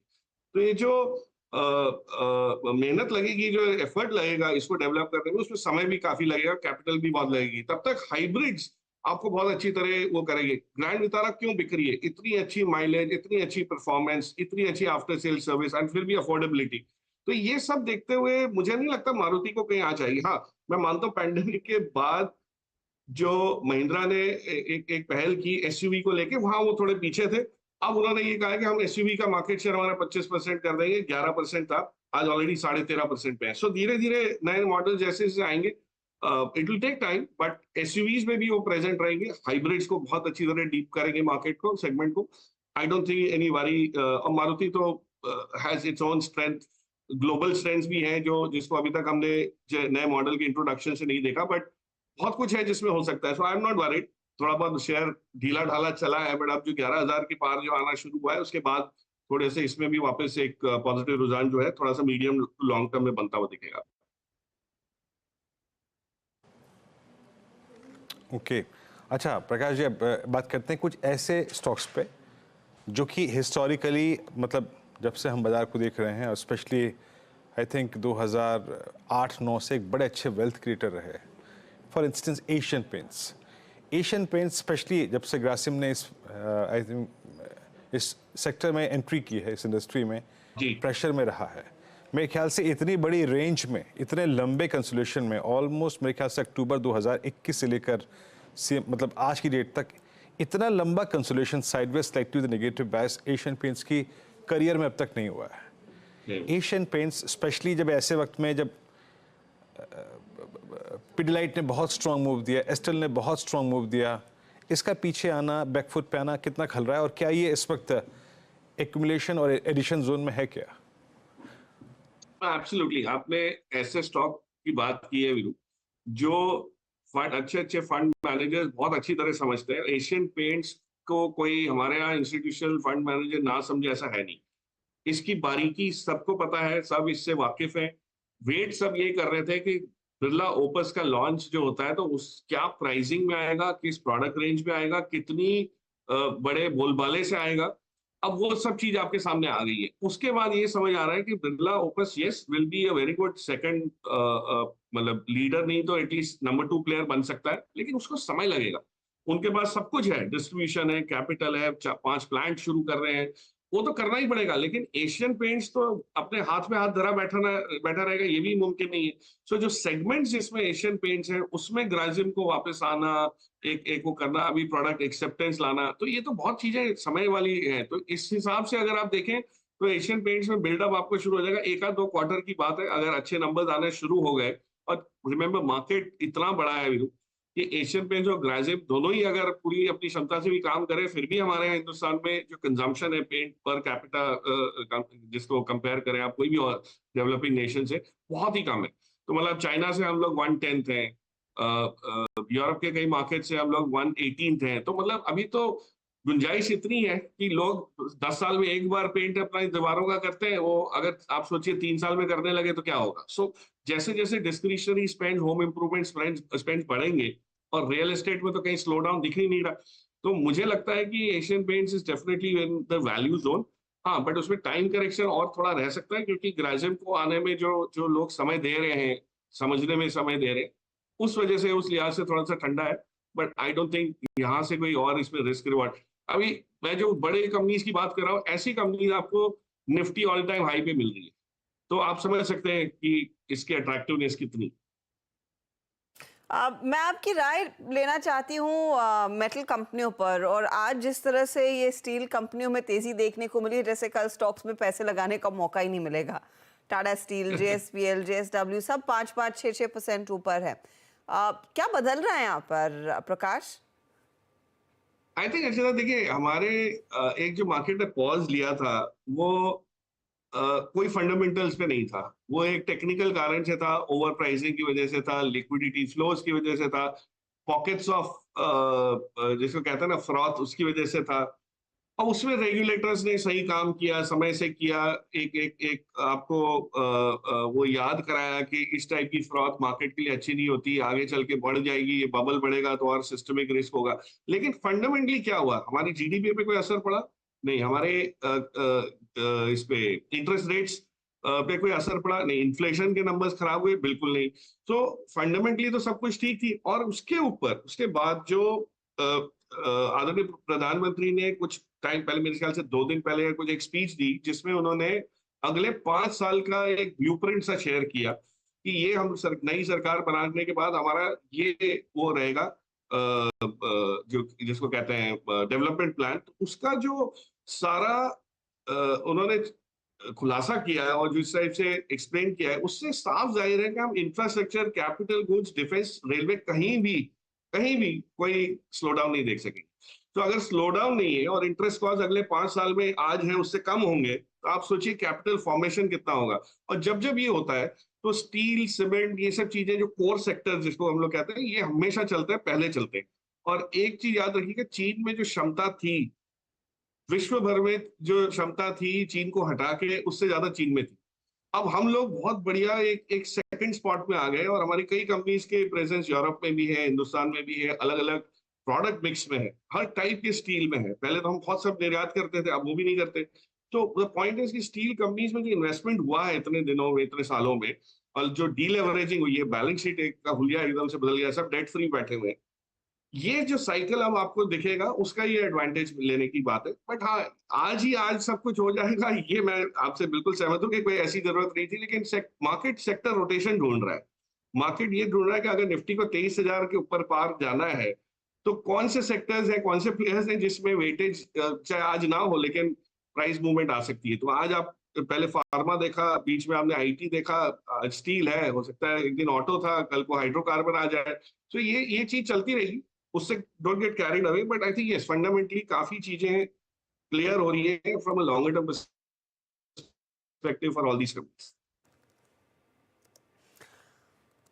शुक्रिया प्रकाश, हमारे लिए समय निकालने के लिए और अपनी राय देने के लिए मार्केट्स पर।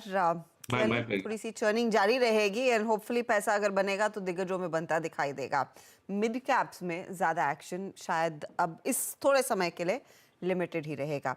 अच्छा, इस बीच 3:15 BTST ट्रेड्स की तरफ आएंगे। निफ्टी बैंक कभी भी अपने गेन्स गंवा सकता है, तो जो लग रहा था कि हम डे हाई और 22,100 के ऊपर टिकेंगे, वो फिर से फेल हो गया अटेम्प्ट।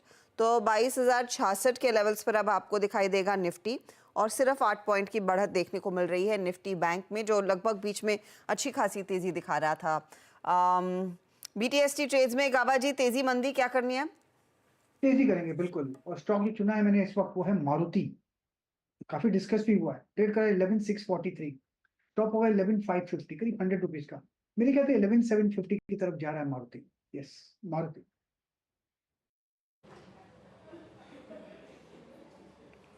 ओके, मारुति आपका ट्रेड है 11,630 पे और शानदार मूव यहाँ पे डी हाई के क्लस्टर में क्लोज होने की तैयारी करता हुआ। मानस आपका ट्रेड?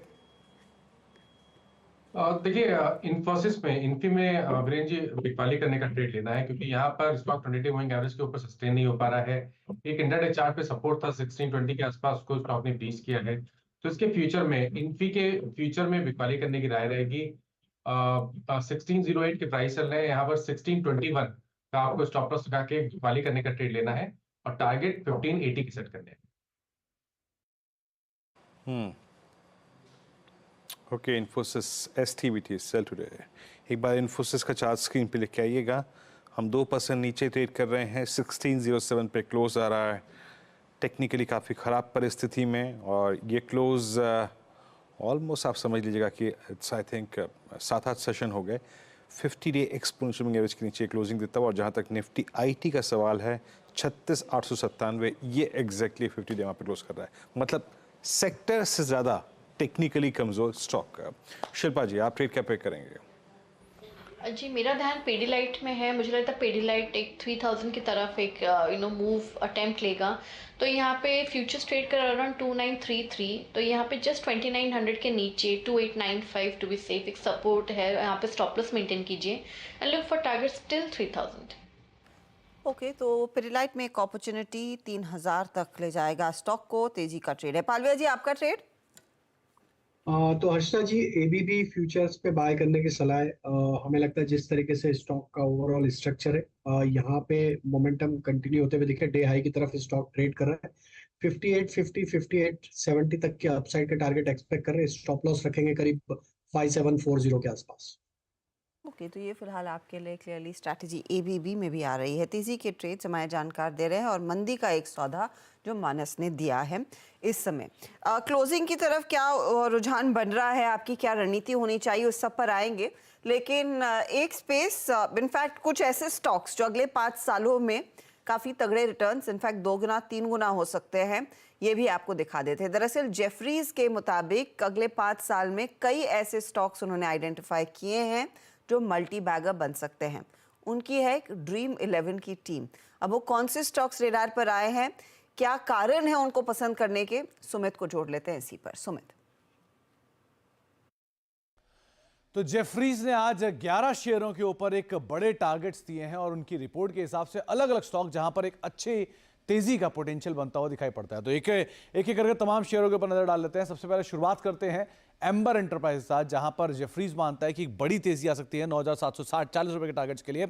PLI से अगले 6 साल में करीब 36% के आसपास के सालाना ग्रोथ का एक अनुमान लगाकर वो चल रहे हैं।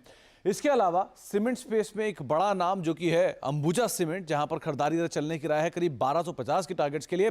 19% के आसपास की EBITDA ग्रोथ की बातचीत उन्होंने की है और उनका मानना है कि जिस तरह से नई कैपेसिटीज ऐड हो रही हैं, वो नई कैपेसिटीज अंबुजा के लिए एक बड़ा प्ले बनता हुआ दिखाई पड़ सकता है। तो अंबुजा सीमेंट रहेगा दूसरा शेयर। वहीं अगर तीसरे शेयर की बात की जाए तो तीसरा शेयर रहेगा एक्सिस बैंक। उनका मानना है कि अगले 5 सालों में लोन ग्रोथ करीब 17% के आसपास रहेगी। 2810 रुपए के टारगेट्स के लिए एक्सिस बैंक में खरीदारी करके चलने की राय जेफरीज की तरफ से आते हुए दिखाई पड़ रही है। इसके अलावा चौथे पायदान पर आता है भारतीय एयरटेल, जहां पर उनको 2530 रुपए के टारगेट दिखाई पड़ रहे हैं और अगले 6 सालों में 21% के आसपास के फ्री कैश फ्लो की बातचीत यहां पर आते हुए दिखाई पड़ रही है। तो एक स्ट्रॉन्ग मोमेंटम में वैसी ये स्टॉक है और एक अच्छी तेजी और खुलते हुए दिखाई पड़ सकती है। JSW एनर्जी 5वें पायदान पर, जहां 1100 रुपए के टारगेट्स के लिए खरीदारी चलने की राय है। FY 30 तक क्षमता करीब 3 गुना और बढ़ने का अनुमान है। और जिस तरह से डिमांड है और कंपनी की तरफ से नई capacity addition, specially renewable space में, वो कंपनी के लिए अच्छे पोटेंशियल अपसाइड खोलते हुए दिखाई पड़ेंगे। इसीलिए JSW एनर्जी में खरीदारी चलने की राय है।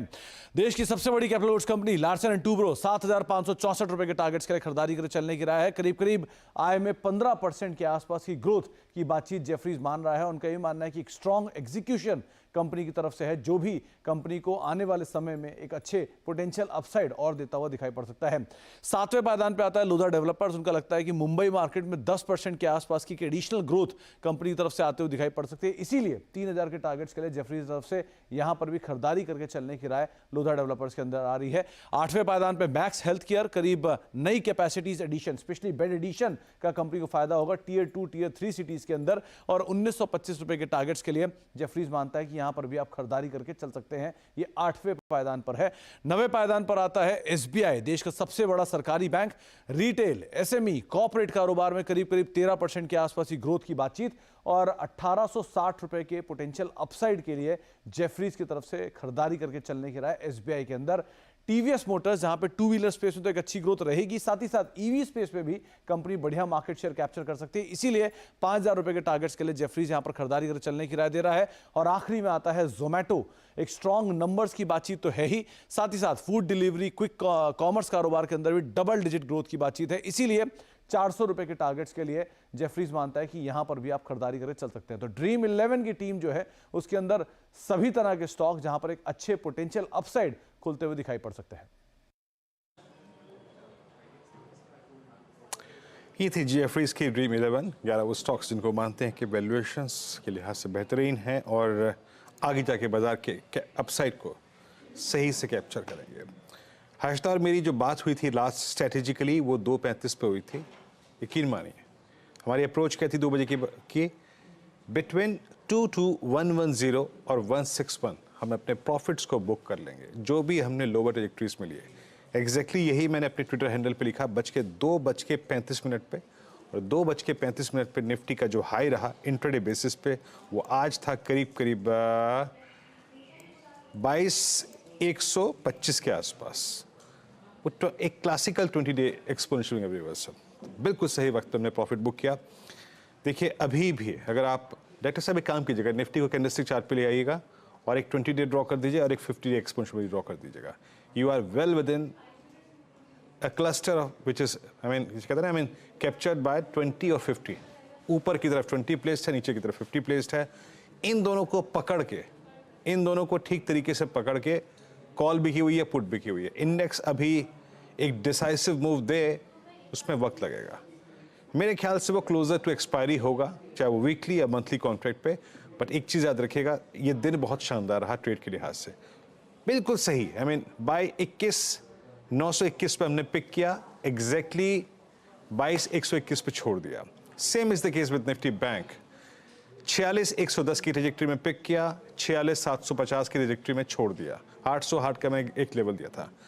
कुछ मत करिए, दोनों इंडेक्स को छोड़ दीजिए। यहाँ पे मैं जब ऑप्शंस के स्टैट्स आपको दिखाऊंगा ना, जब आपके स्क्रीन पे कॉल्स और पुट्स के आएंगे, अपडेटेड फिगर्स आएंगे, आपको दिखाई देगा कि किस तरीके से 22,100, 22,200 पे कॉल भी की हुई है, 22,000 पे 21,900 पे पुट भी की हुई है। Same is the case with Nifty bank. 46,700, 8,900, 47,000 पे कॉल भी की हुई है, 46,200, 46,000 पे पुट भी की हुई है। कोई फायदा नहीं इंडेक्स ले आने के लिए, कोई फायदा नहीं ओवरनाइट रिस्क लेने का। कल आएंगे फिर कुआं खोदेंगे, फिर पानी पिएंगे। ये आज की रणनीति है। दिन आज का अच्छा रहा, इंडेक्स ट्रेड बखूबी मिला। मानस, एक थॉट आपका, कोई जरूरी है इंडेक्स ले आना इस वक्त? नहीं, बिल्कुल जरूरी नहीं है। और अभी भी देखिए कहीं पर भी रिवर्सल के साइन नहीं है। 20 डे मूविंग एवरेज के नीचे लगातार ट्रेड कर रहा है, तो बिल्कुल अप्रोच कॉशियस रहेगी। स्टॉप लॉस 21,900 के रहेंगे, 21,900 के रहेंगे। अगर उसके नीचे जाएगा तो डेफिनेटली आपको 250 से 300 रुपए की पॉइंट्स की गिरावट देखने को मिलेगी। और खरीदारी तभी करें जब 22,200 के ऊपर निफ्टी सस्टेन करना शुरू हो। जी, और याद रखिएगा डेरिवेटिव्स जरा बैंक की तरफ बढ़ते हैं कि क्या क्या बैन में आ सकता है। उससे पहले जरा अपडेट्स देखते हैं आपकी स्क्रीन पे। लॉन्ग शॉर्ट कवरिंग और लॉन्ग अनवाइंडिंग।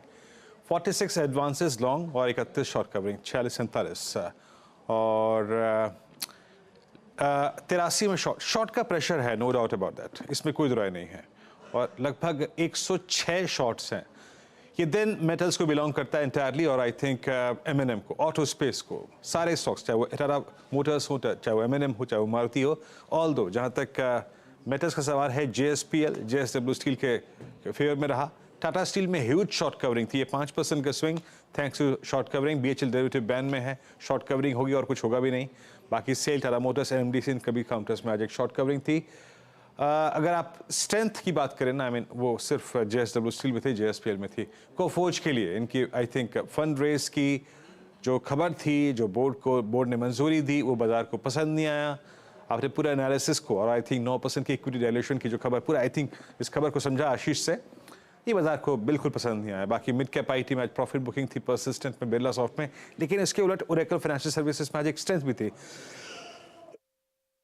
और में आज सॉफ्टनेस थी। बाकी Astral huge long unwinding, Godrej properties, Indian hotels, tech Mahindra, Mphasis, IT पूरा का पूरा आज आई थिंक परेशान रहा।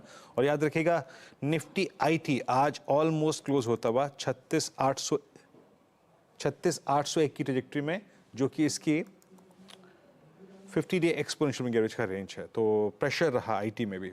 अच्छा, डेरिवेटिव बैंड्स में क्या है?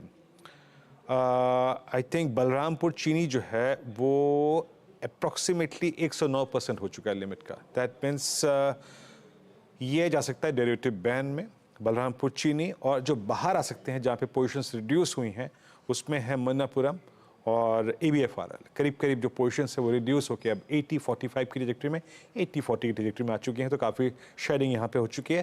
तो ये दो काउंटर्स जो है वो बैंड से बाहर आ सकते हैं। लेकिन चलते हैं इस क्लोजिंग को देखने के लिए। हर्षता देखिए कितनी अप्रोप्रिएट जगह हमने बुक किया। निफ्टी एक बार फिर से 22,052 पे बिल्कुल फ्लैट ओपनिंग देके जाता, क्लोजिंग देने की तैयारी करता हुआ। जी हाँ, एकदम सपाट क्लोज वीरू 21,916 डे लो, वहाँ से कुछ रिकवरी आई, 22,125 तक पहुँचे, लेकिन उसके बाद फिर मुनाफा वसूली का दबाव आता हुआ और 31 पॉइंट के नुकसान पर ये इंडेक्स जाकर टिकेगा, की बढ़त पर जाकर टिकेगा। मिड कैप इंडेक्स में ज़्यादा प्रेशर देखने को मिला है।